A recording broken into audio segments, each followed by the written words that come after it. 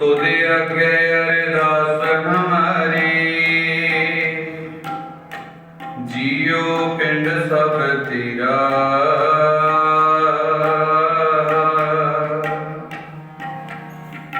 कहो नानक सब तेरी वडियाई, कोई नाम न जाने मेरा।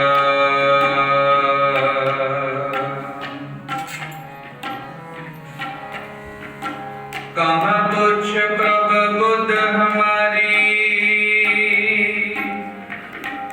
वर न सके महिमा जो तुहारी। हम न सकत कर सिफत तुम्हारी, आप ले हो तुम कथा सुधारी।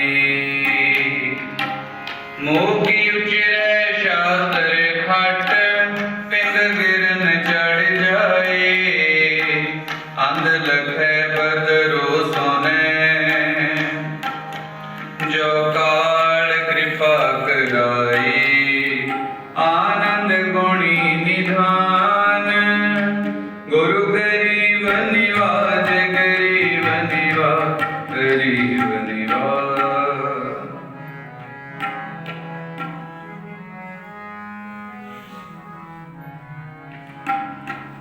गुर जैसा नाही को देव, गुर जैसा नाही को देव। जिस मस्तक भाग, सो लागा सेव।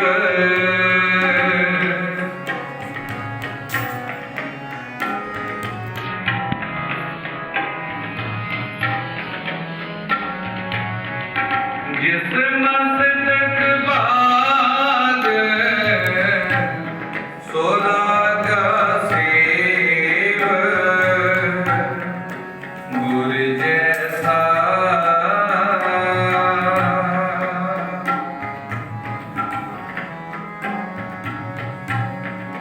गुर जैसा नाही को देव। जिस मस्तक भाग, सो लागा सेव।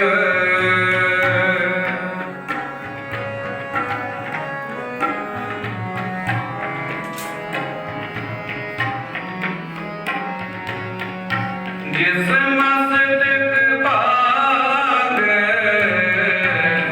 सो लागा सेव। गुर जैसा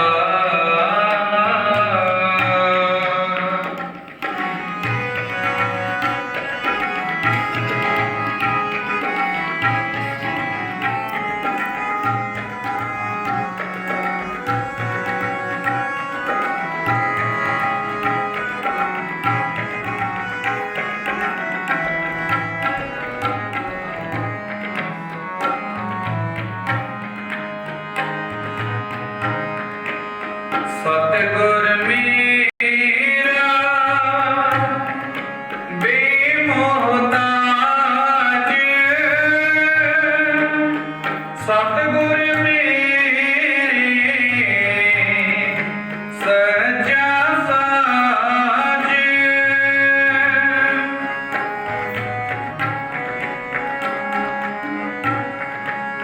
सतगुर मेरा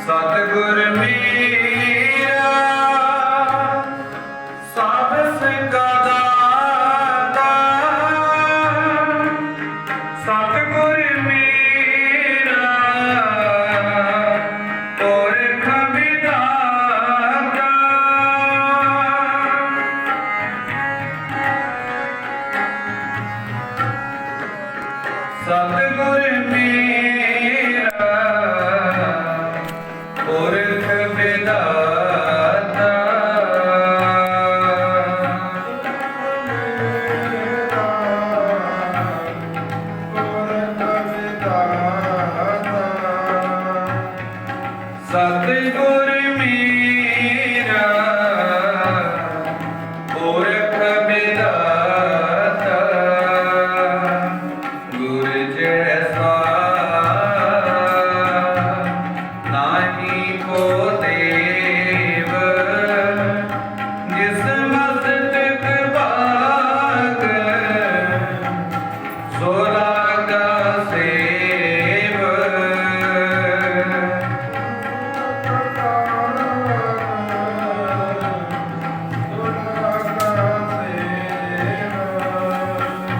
ਜਿਸ ਮਸਤਕ ਭਾਗ ਸੋ ਲਾਗਾ ਸੇਵ ਗੁਰ ਜੈਸਾ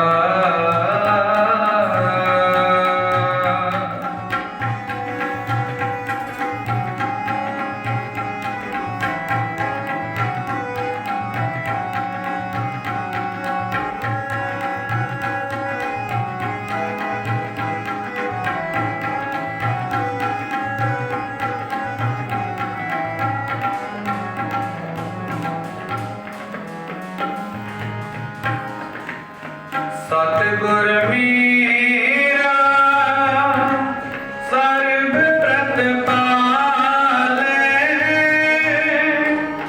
ਸਤਿਗੁਰ ਮੇਰਾ ਮਾਰ ਜੀਵਾਲੈ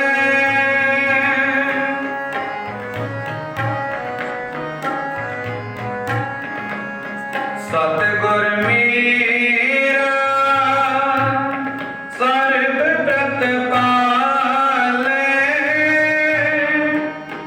ਸਤਿਗੁਰ ਮੇਰਾ ਮਾਰ ਜੀਵਾਲੈ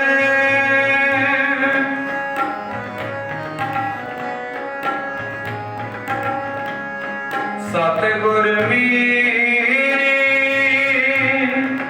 ਕੀ ਵਡਿਆਈ ਪ੍ਰਗਟ ਪਈ ਹੈ ਸਭਨੀ ਥਾਈ ਪ੍ਰਗਟ ਪਈ ਹੈ ਸਭਨੀ ਥਾਈ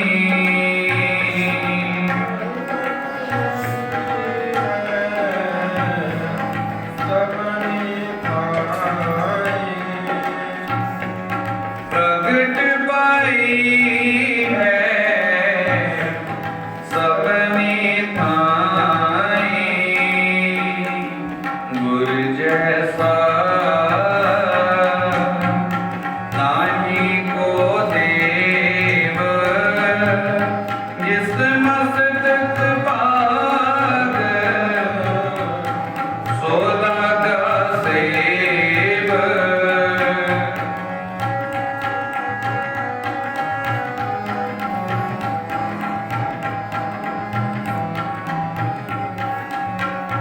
ਜਿਸ ਮਸਤਕ ਭਾਗ ਸੋ ਲਾਗਾ ਸੇਵ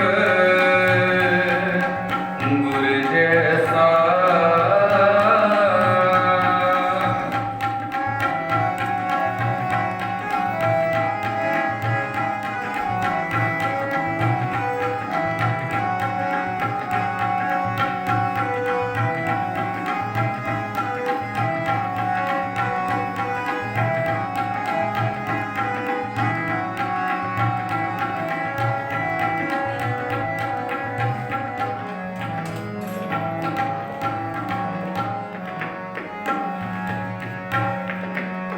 ਸਤਿਗੁਰ ਮੇਰਾ ਤਾਣ ਨਿਤਾਣ ਸਤਿਗੁਰ ਮੇਰਾ ਕਰ ਦੀਵਾਨ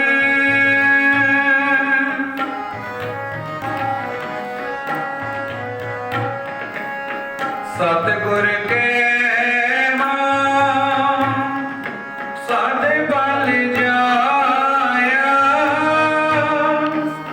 ਪ੍ਰਗਟ ਮਾਰਗ ਜਿਨ ਕਰ ਦਿਖਲਾਇਆ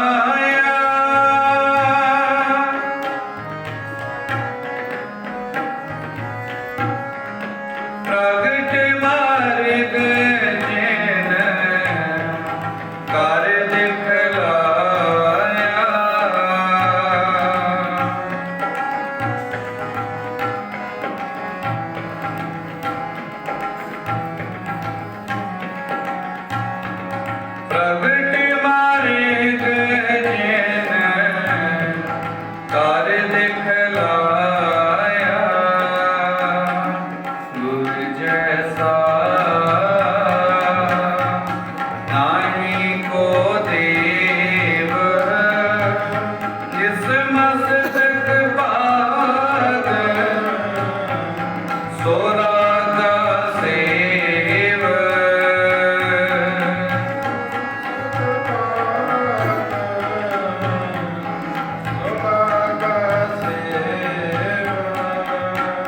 जिस मस्तक पाग सो रागा सेव गुर जैसा।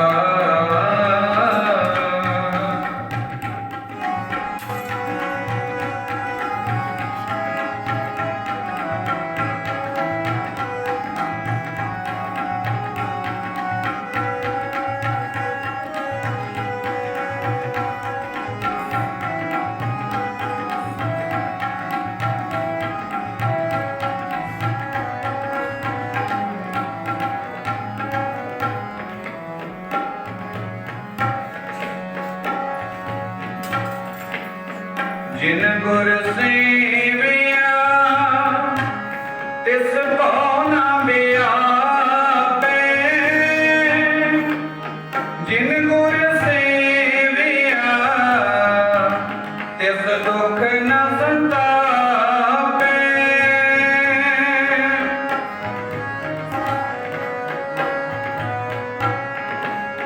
नानक सो सिमरत वेद पार ब्रह्म गुर नाहीं भेद। पार ब्रह्म गुर नाहीं भेद।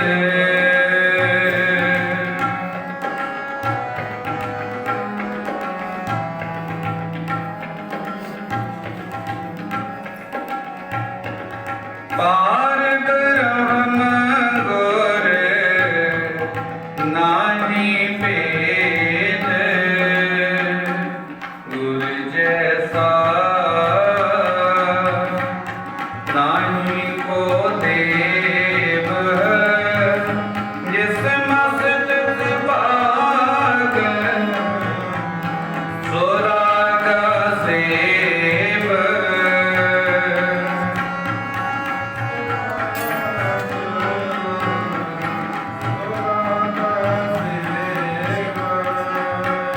जिस मस्तक पाग सो रागा सेव।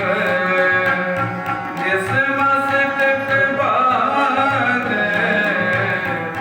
सो रागा सेव।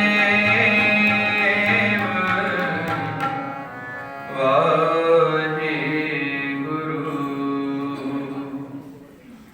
सतगुरु पातशाह जी बाणी विच उच्चारण करते ने गुर जैसा नाहीं को देव जिस मस्तक भाग सो लागा सेव। है भाई गुरु वर्गा कोई देवता नहीं है। साडा गुरु सब तो महान है, सब तो वड्डा है। ते पातशाह कहंदे हर एक दे वस दी गल नहीं हुंदी गुरु दे चरणी लग जाना।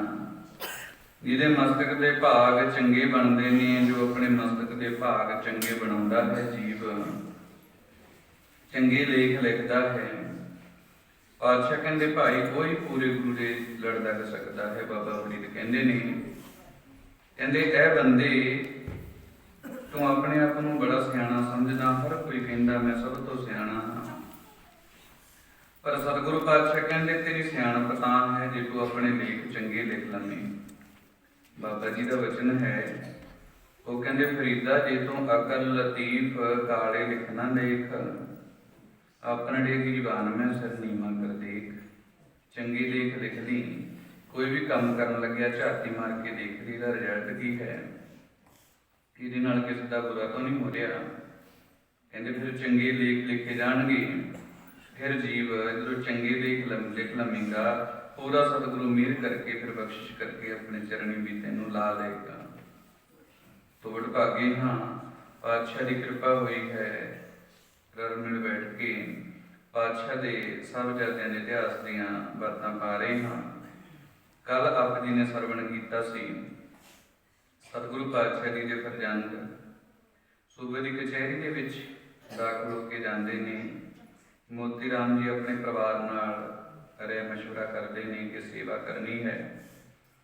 ਇਸ ਸੇਵਾ ਦਾ ਸਿੱਟਾ ਦੁਨੀਆ ਦੇ ਵਿੱਚ ਕੀ ਮਿਲਣਾ ਹੈ, ਇਹ ਦੱਸਦੇ ਨੇ ਕਿ ਭਾਈ ਸਾਰੇ ਪਰਿਵਾਰ ਨੂੰ ਮਰਨਾ ਪਏਗਾ। ਜੇ ਤੁਸੀਂ ਤਿਆਰ ਹੋ ਤਾਂ ਮੈਂ ਸੇਵਾ ਕਰ ਲੈਣਾ। ਇਸ ਤਰ੍ਹਾਂ ਆਪਣੇ ਪਰਿਵਾਰ ਨਾਲ ਰਾਏ ਮਸ਼ਵਰਾ ਕਰਕੇ ਜੋ ਸਤਿਗੁਰੂ ਪਾਤਸ਼ਾਹ ਦੇ ਸਾਹਿਬਜ਼ਾਦਿਆਂ ਦੀ ਮਾਤਾ ਜੀ ਦੀ ਦੁੱਧ ਦੇ ਨਾਲ ਸੇਵਾ ਕਰਦਾ ਹੈ। ਸਾਹਿਬਜ਼ਾਦਿਆਂ ਦੀ ਦੂਜੇ ਦਿਨ ਪੇਸ਼ੀ ਹੁੰਦੀ ਹੈ। ਉੱਥੇ ਸਵਾਲ ਜਵਾਬ ਜੋ ਹੁੰਦੇ ਨੇ ਆਪ ਜੀ ਨੇ ਕੱਲ੍ਹ ਸਰਵਣ ਕੀਤੇ ਸਨ। ਆਪਣੀਆਂ ਚਾਲਾਂ ਵਿੱਚ ਵਸਾ ਕੇ ਸਾਹਿਬਜ਼ਾਦਿਆਂ ਨੂੰ ਮਾਰਗ ਤੋਂ ਭਟਕਾਉਣਾ ਚਾਹੁੰਦੇ ਨੇ, ਪਰ ਗੁਰੂ ਕੇ ਫਰਜ਼ੰਦ ਨੇ, ਸਤਿਗੁਰੂ ਦਾ ਖੂਨ ਹੈ ਜੋ ਐਸੇ ਪਾਤਸ਼ਾਹ ਦੇ ਬੇਟੇ ਜਵਾਬ ਦਿੰਦੇ ਨੇ। ਉਹਨਾਂ ਨੂੰ ਪ੍ਰਸ਼ਨ ਹੀ ਨਹੀਂ ਔੜਦਾ ਕੋਈ ਕਿ ਕੀ ਪ੍ਰਸ਼ਨ ਕਰੀਏ। ਉਪਰੰਤ ਜੋ ਸੂਬਾ ਸਰਹੰਦ ਅਖੀਰ ਦੇ ਵਿੱਚ ਉਹਨਾਂ ਨੂੰ ਆਪਣਾ ਆਖਰੀ ਫੈਸਲਾ ਸੁਣਾਉਂਦਾ ਹੈ। ਕਹਿੰਦਾ, ਬੱਚਿਓ, ਤੁਹਾਨੂੰ ਬੜਾ ਪਿਆਰ ਨਾਲ ਸਮਝਾ ਕੇ ਦੇਖ ਲਿਆ, ਤੁਸੀਂ ਨਹੀਂ ਸਮਝ ਰਹੇ। ਹੁਣ ਤੁਹਾਨੂੰ ਆਖਰੀ ਵਾਰ ਕਹਿਣਾ, ਹੁਣ ਜੋ ਦਰਬਾਰ ਮੈਂ ਦਰਖਾਸਤ ਕਰਨ ਲੱਗਾ, ਜੇ ਤੁਸੀਂ ਸਾਡੀ ਗੱਲ ਮੰਨਦੇ ਹੋ, ਸਾਡੇ ਧਰਮ ਦੇ ਵਿੱਚ ਆਉਂਦੇ ਹੋ, ਇਸਲਾਮ ਕਬੂਲਦੇ ਹੋ, ਤਾਂ ਠੀਕ ਹੈ। ਨਹੀਂ ਤਾਂ ਕੱਲ ਨੂੰ ਤੁਹਾਨੂੰ ਨੀਹਾਂ ਵਿੱਚ ਚਿਣ ਕੇ ਸ਼ਹੀਦ ਕੀਤਾ ਜਾਵੇਗਾ। ਬੜਾ ਤਸੀਹਾ ਤੁਹਾਨੂੰ ਇਹ ਦਿੱਤਾ ਜਾਵੇਗਾ। ਵੱਡਾ ਫੈਸਲਾ ਤੁਹਾਡੇ ਹੱਥ ਵਿੱਚ ਹੈ। ਆਪਣੀ ਦਾਦੀ ਮਾਤਾ ਦੇ ਨਾਲ ਰਾਏ ਮਸ਼ਵਰਾ ਕਰ ਲੈਣਾ ਕਿ ਤੁਹਾਨੂੰ ਮੌਤ ਕਬੂਲ ਹੈ ਜਾਂ ਤੁਹਾਨੂੰ ਇਸ ਜਗਤ ਦੇ ਐਸੋ ਆਰਾਮ, ਐਸੋ ਜਗਤ ਦੇ ਸਾਧਨ ਸਭ ਕੁਝ ਮੁਹੱਈਆ ਕਰਾਵਾਂਗੇ। ਉਹ ਚਾਹੀਦੇ ਨੇ। ਮੌਤ ਚਾਹੀਦੀ ਜਾਂ ਜ਼ਿੰਦਗੀ ਚਾਹੀਦੀ? ਜੇ ਜ਼ਿੰਦਗੀ ਚਾਹੀਦੀ ਹੈ, ਇਸਲਾਮ ਕਬੂਲਣਾ ਪਏਗਾ। ਸਾਰੀਆਂ ਸੁੱਖਾਂ ਦੇ ਸਾਧਨ ਤੁਹਾਨੂੰ ਮਿਲਣਗੇ। ਜੇ ਆਪਣੀ ਗੱਲ ਤੇ ਅੜਿੱਗ ਹੋ, ਫਿਰ ਤੁਹਾਨੂੰ ਨੀਹਾਂ ਵਿੱਚ ਕੱਲ ਨੂੰ ਚਿਣ ਕੇ ਮਾਰ ਦਿੱਤਾ ਜਾਵੇਗਾ, ਸਦਾ ਲਈ ਖਤਮ ਕਰ ਦਿੱਤਾ ਜਾਵੇਗਾ। ਇਸ ਤਰ੍ਹਾਂ ਦਾ ਫਰਮਾਨ ਸੁਣਾ ਦਿੱਤਾ। ਸਭਾ ਬਰਖਾਸਤ ਹੁੰਦੀ ਹੈ। ਸਭ ਜਾਂਦੇ ਨੇ ਮਾਤਾ ਜੀ ਦੇ ਪਾਸ। तो माता जी सारे विद्या पुछते नहीं, कहते पुत्रों की होया, अज की सवाल जवाब हुए नहीं। तो सारी वार्ता पूछी तो सब जदे माता गुजर कौर जी दसते ने, कहते माता जी अज आ प्रश्न होए सी, असी जो आप जी की सिक्ख्या अनुसार उन्होंने प्रश्नों के आ उत्तर दिते हैं। ते माता जी अखीरी फैसला उन्होंने ये सुनाया कि जां तां तुसीं कल इस्लाम कबूल कर लियो, नहीं तुहानूं जो कल नूं जो नीहां विच चुण के खत्म किया जाएगा, मारिया जाएगा। माता जी ये उन्होंने सानूं आख्या है। तो माता जी ने जो ये गल उन्होंने सब जातियां दे मुख तो सुनी, कलेजे दा रुग भरिया गया। छोटे छोटे बच्चे नीहां दे विच चुण के इन्हां नूं शहीद करनगे, एडा वड्डा तसीहा। तो माता जी फिर समझा रहे हैं। हुण रात नूं नींद तो पहला भी नहीं सी आउंदी। अज साहबजादे भी माता जी तो गल्लां सुनने के लिए आतुर ने, क्योंकि पता है कल नूं शहीद हो जाना। होर पुछदे ने इतिहास, ते माता जी उन्होंने समझा रहे हैं। कवि ने कविता लिखी है, आओ श्रवण करके अगले का इतिहास विचारांगे। अज न देवे लोरियां, अज ना नींदर आवे, अज न देवे लोरियां, अज ना नींदर आवे। मां गुजरी अज जाग जाग के लाला नू समझावे। मां गुजरी अज जाग जाग के लाला नू समझावे। सिर जावे तां जावे, पर सिक्खी सिदक ना जावे। सिर जावे तां जावे, पर सिक्खी सिदक ना जावे।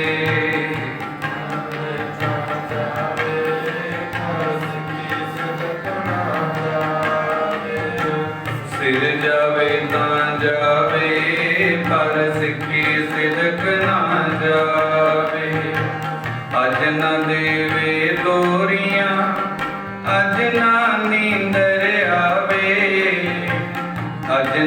देवे लोरियां अज ना नींदर आवे। मां गुजरी अज जाग जाग के लाला नू समझावे। मां गुजरी अज जाग जाग के लाला नू समझावे। सिर जावे तां जावे पर सिक्खी सिदक ना जावे। सिर जावे तां जावे पर सिक्खी सिदक ना जावे।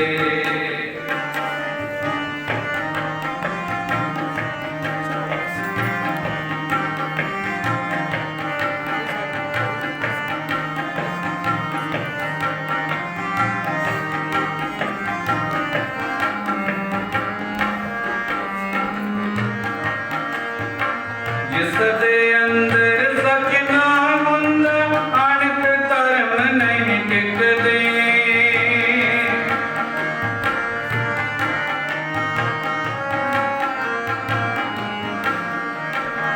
जिस दे अंदर सच ना हुंदा अणख धर्म नहीं टिकदे।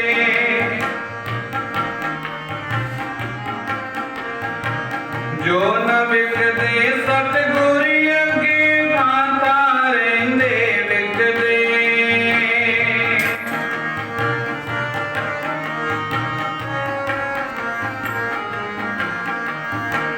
जो न विकदे सतगुरी अगे भांता रहिंदे विकदे। ना चुकना ना विकना कल नू, ना चुकना ना विकना कल नू। सो बलख मुल पावे सिक्खी सिदक ना जावे। सिर जावे तां जावे पर सिक्खी सिदक ना जावे।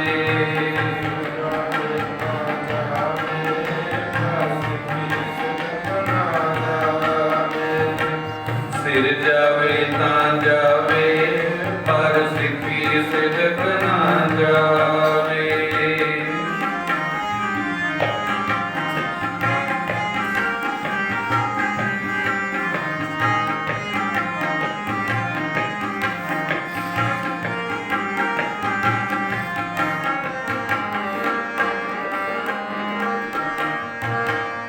इट्टां वजण पैरां ते जद बिल्कुल ना घबरायो।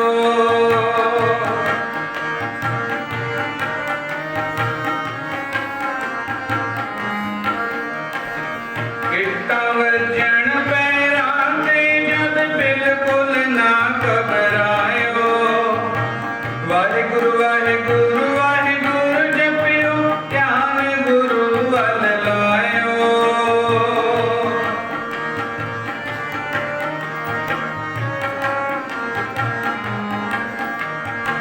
वाहिगुरु वाहिगुरु वाहिगुरु जपियो ध्यान गुरु वल लायो। चलो चलो चल कट्ठे होइए, चलो चलो चल कट्ठे होइए। दाता आख बुलावे सिक्खी सिदक ना जावे। सिर जावे तां जावे पर सिक्खी सिदक ना जावे।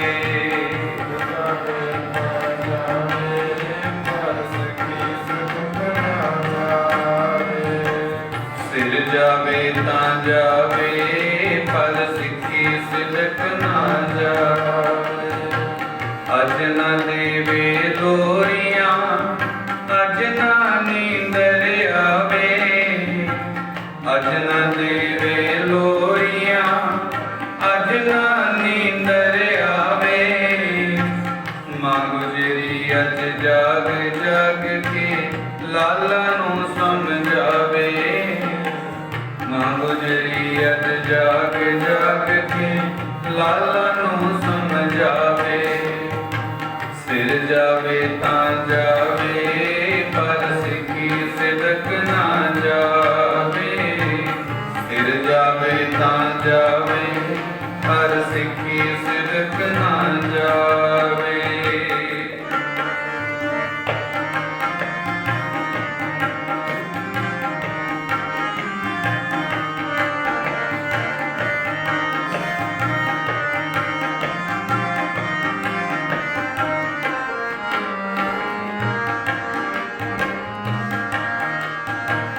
ਸਿੱਖੀ ਦਾ ਮੁੱਲ ਰੱਬ ਹੀ ਜਾਣੇ, ਰੁੱਤਦੇ ਨਾ ਜਗੀਰਾ।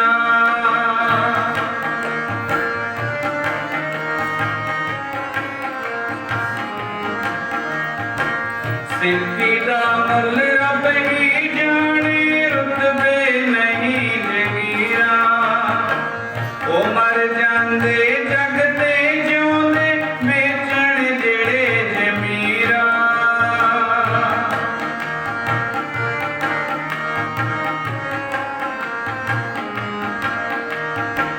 ਉਹ ਮਰ ਜਾਂਦੇ ਜਗ ਤੇ ਜਿਉਂਦੇ, ਵੇਚਣ ਜਿਹੜੇ ਜ਼ਮੀਰਾਂ। ਤੋਤੇ ਹੋਏ ਉਸ ਦਾਤੇ ਦੇ ਜੋ, ਤੋਤੇ ਹੋਏ ਉਸ ਦਾਤੇ ਦੇ ਜੋ, ਦੂਜਿਆਂ ਲਈ ਮਿਟ ਜਾਵੇ, ਸਿੱਖੀ ਸਿਦਕ ਨਾ ਜਾਵੇ। ਸਿਰ ਜਾਵੇ ਤਾਂ ਜਾਵੇ, ਪਰ ਸਿੱਖੀ ਸਿਦਕ ਨਾ ਜਾਵੇ।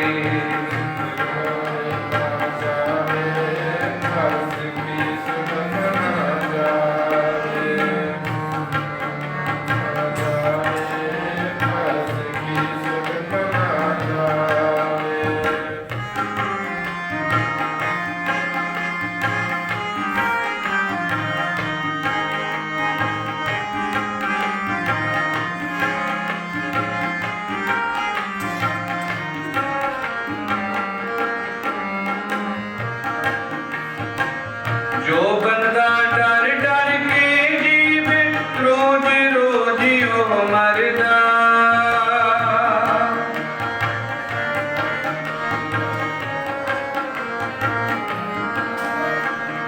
ਜੋ ਬੰਦਾ ਡਰ ਡਰ ਕੇ ਜੀਵੇ, ਰੋਜ਼ ਰੋਜ਼ ਉਹ ਮਰਦਾ। ਸੂਬੇ ਕੋਲੋਂ ਕੀ ਡਰਨਾ, ਜੋ ਆਪ ਮੌਤ ਤੋਂ ਡਰਦਾ।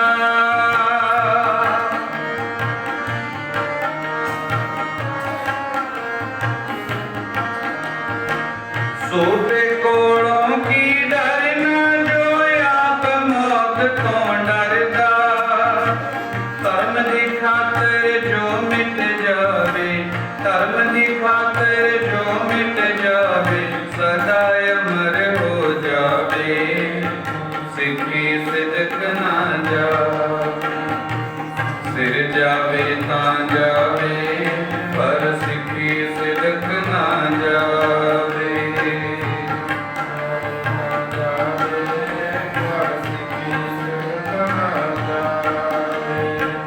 ਸਿਰ ਜਾਵੇ ਤਾਂ ਜਾਵੇ, ਪਰ ਸਿੱਖੀ ਸਿਦਕ ਨਾ ਜਾਵੇ।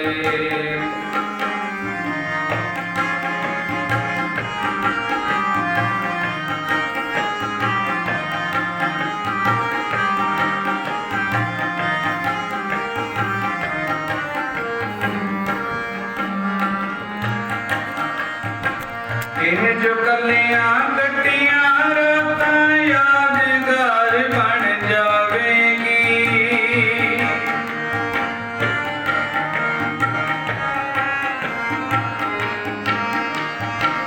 ਇਹ ਜੋ ਕੱਲੀਆਂ ਕੱਟੀਆਂ ਰਾਤਾਂ, ਯਾਦਗਾਰ ਬਣ ਜਾਵੇਗੀ। ਗੁਰੂ ਨਾਨਕ ਦੀ ਸਿੱਖ ਫੁੱਲ ਬਾਣੀ, ਤੁਹਾਨੂੰ ਬੂਝਣ ਆਵੇਗੀ।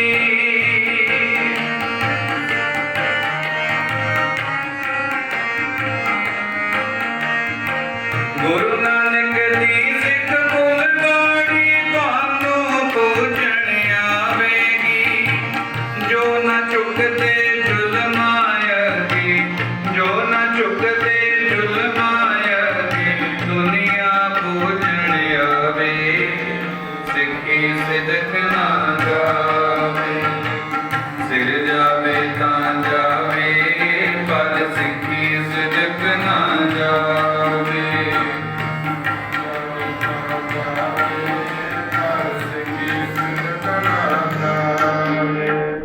ਅੱਜ ਨਾ ਦੇਵੇ ਲੋਰੀਆਂ, ਅੱਜ ਨਾ ਨੀਂਦਰ ਆਵੇ।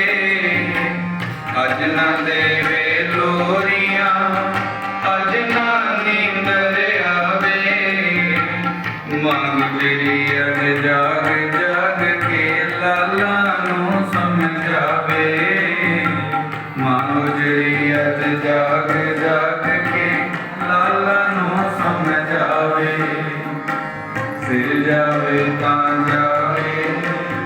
ਸਿੱਖੀ ਸਿਦਕ ਨਾ ਜਾਵੇ।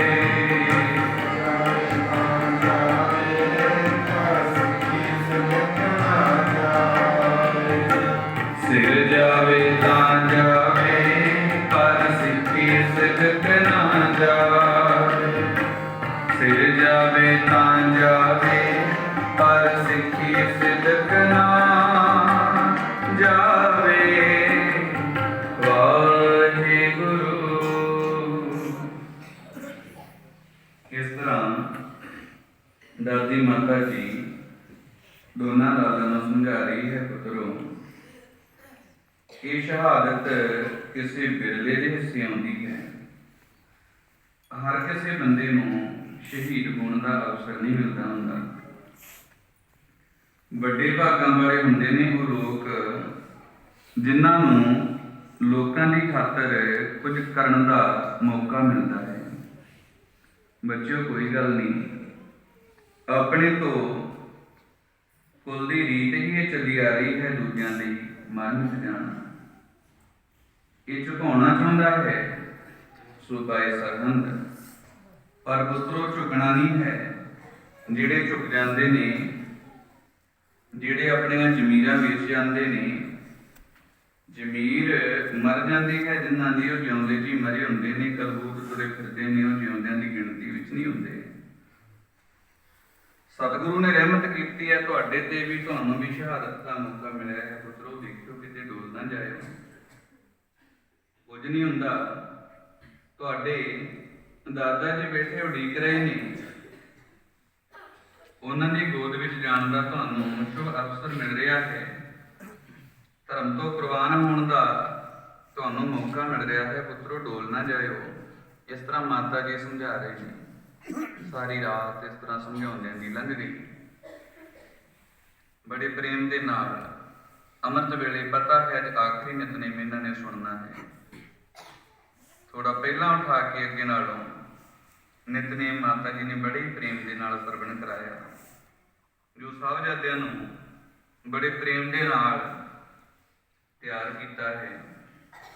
ਤੇ ਸਮਝਾ ਬੁਝਾ ਕੇ ਕਿ ਬੱਚਿਓ ਅੱਜ ਵੀ ਉਸੇ ਜਾਪ ਜਲਾਲ ਵਿੱਚ ਰਹਿਣਾ ਹੈ, ਉਸੇ ਆਨੰਦ ਵਿੱਚ ਰਹਿਣਾ ਹੈ। ਜੋ ਸੂਬਾ ਸਰਹੰਦ ਦੇ ਸਾਹਮਣੇ ਪੇਸ਼ ਹੋਵੋਗੇ, ਉਹਨੇ ਤੁਹਾਨੂੰ ਕੱਲ ਕਹਿ ਭੇਜਿਆ ਸੀ ਕਿ ਨੀਹਾਂ ਦੇ ਵਿੱਚੋਂ ਜਾਂ ਜ਼ਿੰਦਗੀ ਦੇ ਵਿੱਚੋਂ ਇੱਕ ਨੂੰ ਚੁਣਨਾ ਹੈ। ਇਸਲਾਮ ਨੂੰ ਚੁਣੋਗੇ ਜ਼ਿੰਦਗੀ ਮਿਲੇਗੀ, ਨਹੀਂ ਤਾਂ ਨੀਹਾਂ ਦੇ ਵਿੱਚ ਖਲੋਣਾ ਪਏਗਾ, ਤੁਸੀਂ ਮੌਤ ਕਬੂਲਣੀ ਹੈ। ਮਾਤਾ ਜੀ ਨੇ ਇਸ ਤਰ੍ਹਾਂ ਸੁਭ ਸਿੱਖਿਆ ਦੇ ਕੇ ਬੜਾ ਸਮਝਾ ਬੁਝਾ ਕੇ ਸਾਹਿਬਜ਼ਾਦਿਆਂ ਨੂੰ ਭੇਜਿਆ ਹੈ। ਉਹ ਕਹਿੰਦੇ ਨੇ ਕਚਹਿਰੀ ਲੱਗੀ, ਤੇ ਕਚਹਿਰੀ ਦੇ ਵਿੱਚ ਹੁਣ ਸਾਹਿਬਜ਼ਾਦੇ ਜਦੋਂ ਉੱਥੇ ਪੇਸ਼ ਹੁੰਦੇ ਨੇ ਤਾਂ ਫਿਰ ਜਾ ਕਰਕੇ ਪੁੱਛਿਆ ਜਾਂਦਾ ਹੈ ਕਿ ਭਾਈ ਹੁਣ ਦੱਸੋ, ਜੋ ਪਹਿਲਾਂ ਤੁਹਾਨੂੰ ਇੰਨਾ ਸਮਾਂ ਹੋ ਗਿਆ ਸਮਝਾਈ ਜਾਂਦਿਆਂ ਨੂੰ, ਲੋਕ ਜਿਹੜੀਆਂ ਖਾਸ ਹੋ ਗਈਆਂ ਸੀ, ਤੀਜੀ ਲੱਗੀ ਹੈ, ਦੱਸੋ ਕੀ ਤੁਹਾਡਾ ਉੱਤਰ ਹੈ? ਕੀ ਤੁਸੀਂ ਇਸਲਾਮ ਕਬੂਲਦੇ ਹੋ? ਤਾਂ ਸਾਹਿਬਜ਼ਾਦੇ ਕਹਿੰਦੇ ਭਾਈ ਤੈਨੂੰ ਪਹਿਲਾਂ ਕਹਿ ਚੁੱਕੇ ਹਾਂ ਸਾਨੂੰ ਮੌਤ ਕਬੂਲ ਹੈ। ਫਿਰ ਪੁੱਛਦੇ ਨੇ ਇਸਲਾਮ ਕਬੂਲਦੇ ਹੋ? ਸਾਹਿਬਜ਼ਾਦੇ ਕਹਿੰਦੇ ਮੌਤ ਕਬੂਲਦੇ ਹਾਂ। ਫਿਰ ਪੁੱਛਿਆ ਜਾਂਦਾ ਹੈ ਦੱਸੋ ਇਸਲਾਮ ਕਬੂਲ ਹੈ? ਉਹ ਕਹਿੰਦੇ ਤੁਹਾਨੂੰ ਸ੍ਰੀ ਵਾਲੀ ਗੱਲ ਪਹਿਲਾਂ ਹੀ ਸੁਣਾ ਦਿੱਤੀ, ਬਹਿਸ ਮੁਹਾਸਾ ਪਹਿਲਾਂ ਬਹੁਤ ਕਰ ਚੁੱਕੇ ਹਾਂ, ਕਿੰਨੇ ਸਵਾਲ ਜਵਾਬ ਹੁੰਦੇ ਰਹੇ, ਬੜਾ ਕੁਝ ਹੁੰਦਾ ਰਿਹਾ, ਬੜਾ ਸਮਾਂ ਹੋ ਗਿਆ, ਹੁਣ ਸਾਨੂੰ ਛੇਤੀ ਛੇਤੀ ਸ਼ਹੀਦ ਕਰ, ਅਸੀਂ ਦਾਦਾ ਜੀ ਦੀ ਗੋਦੀ ਵਿੱਚ ਜਾ ਬੈਠੇ। ਅਸੀਂ ਦਾਦਾ ਜੀ ਦੀ ਗੋਦ ਵਿੱਚ ਜਾਣਾ ਚਾਹੁੰਦੇ ਹਾਂ, ਛੇਤੀ ਸ਼ਹੀਦ ਕਰ, ਜਿਹੜਾ ਕੋਈ ਤਰੀਕਾ ਵਰਤਣਾ ਹੈ ਵਰਤ, ਸਾਨੂੰ ਮਾਰਨ ਦਾ। ਫਤਵਾ ਜਾਰੀ ਹੋਇਆ, ਸਾਹਿਬਜ਼ਾਦਿਆਂ ਨੂੰ ਨੀਹਾਂ ਵਿੱਚ ਚਿਣ ਦਿੱਤਾ ਜਾਏ। ਇਤਿਹਾਸ ਦੇ ਮੁਤਾਬਕ 11:45 ਤੋਂ 11:30 ਦਾ ਸਮਾਂ ਬਣਦਾ। ਇਸ ਸਮੇਂ ਦੇ ਵਿੱਚ ਸਾਹਿਬਜ਼ਾਦਿਆਂ ਨੂੰ ਨੀਹਾਂ ਦੇ ਵਿੱਚ ਜੋ ਚਿਣਿਆ ਜਾ ਰਿਹਾ ਹੈ, ਅਤੇ ਜੋ ਦੀਵਾਰ ਦੇ ਵਿੱਚ ਚਿਣਿਆ ਜਾ ਰਿਹਾ ਹੈ ਸਾਹਿਬਜ਼ਾਦਿਆਂ ਨੂੰ, ਤੇ ਕਹਿੰਦੇ ਜਦੋਂ ਗੋਡਿਆਂ ਦੇ ਤੱਕ ਜੋ ਕੰਧ ਆਈ ਹੈ, ਜੋ ਜਿਹੜਾ ਰਾਜ ਮਿਸਤਰੀ ਹੈ ਉਹ ਇੱਟ ਤੋੜਨ ਲੱਗਾ ਹੈ, ਏਸੀ ਮਾਰ ਕੇ ਜੋ ਇੱਟ ਤੋੜਨ ਲੱਗਾ ਕਿਹਾ ਸੀ ਉੱਥੇ, ਉਹ ਆਖਦਾ ਹੈ ਨਹੀਂ, ਸੁੱਚਾਨੰਦ ਖੜਾ ਹੈ, ਉਹ ਆਖਦਾ ਹੈ ਨਹੀਂ ਇੱਕ ਨਹੀਂ ਤੋੜਨੀ, ਇਹਨਾਂ ਦੇ ਜੋ ਚੱਪਣੀ ਤੋੜ ਦਿਓ, ਗੋਡਾ ਛਿਲ ਦਿਓ, ਐਸੀ ਮਾਰ ਕਰਕੇ ਜੋ ਚੱਪਣੀ ਦੇ ਉੱਪਰ ਵਾਰ ਕੀਤਾ ਗਿਆ ਤੇ ਚੱਪਣੀ ਰਾਹ ਦਿੱਤੀ ਗਈ, ਗੋਡਾ ਛਿਲ ਦਿੱਤਾ ਗਿਆ, ਇੱਕ ਨਹੀਂ ਤੋੜਨ ਦਿੱਤੀ। ਛੋਟੇ ਛੋਟੇ ਸਾਹਿਬਜ਼ਾਦਿਆਂ ਤੇ ਏਡਾ ਵੱਡਾ ਤਸੀਹਾ ਇਹ ਗੁਜ਼ਰਿਆ। तो माता जी ने समझाया होया सी वाहिगुरू वाहिगुरू कर रही जैसी बज रही है, पर ऐसी लगन लगी है, ऐसी वृत्ति जुड़ी है, शरीर की सुध बुद्धि नहीं है, ध्यान उस परम पिता परमात्मा के चरणों के नाल जुड़िया है। मुख दे विचों वाहिगुरू वाहिगुरू वाहिगुरू वाहिगुरू ये आवाज आ रही है, दीवार बढ़ती जा रही है, दीवार बढ़ती गई, साहबजादे दीवार दे विच चिणी गए, लिखणों बंद हो गए।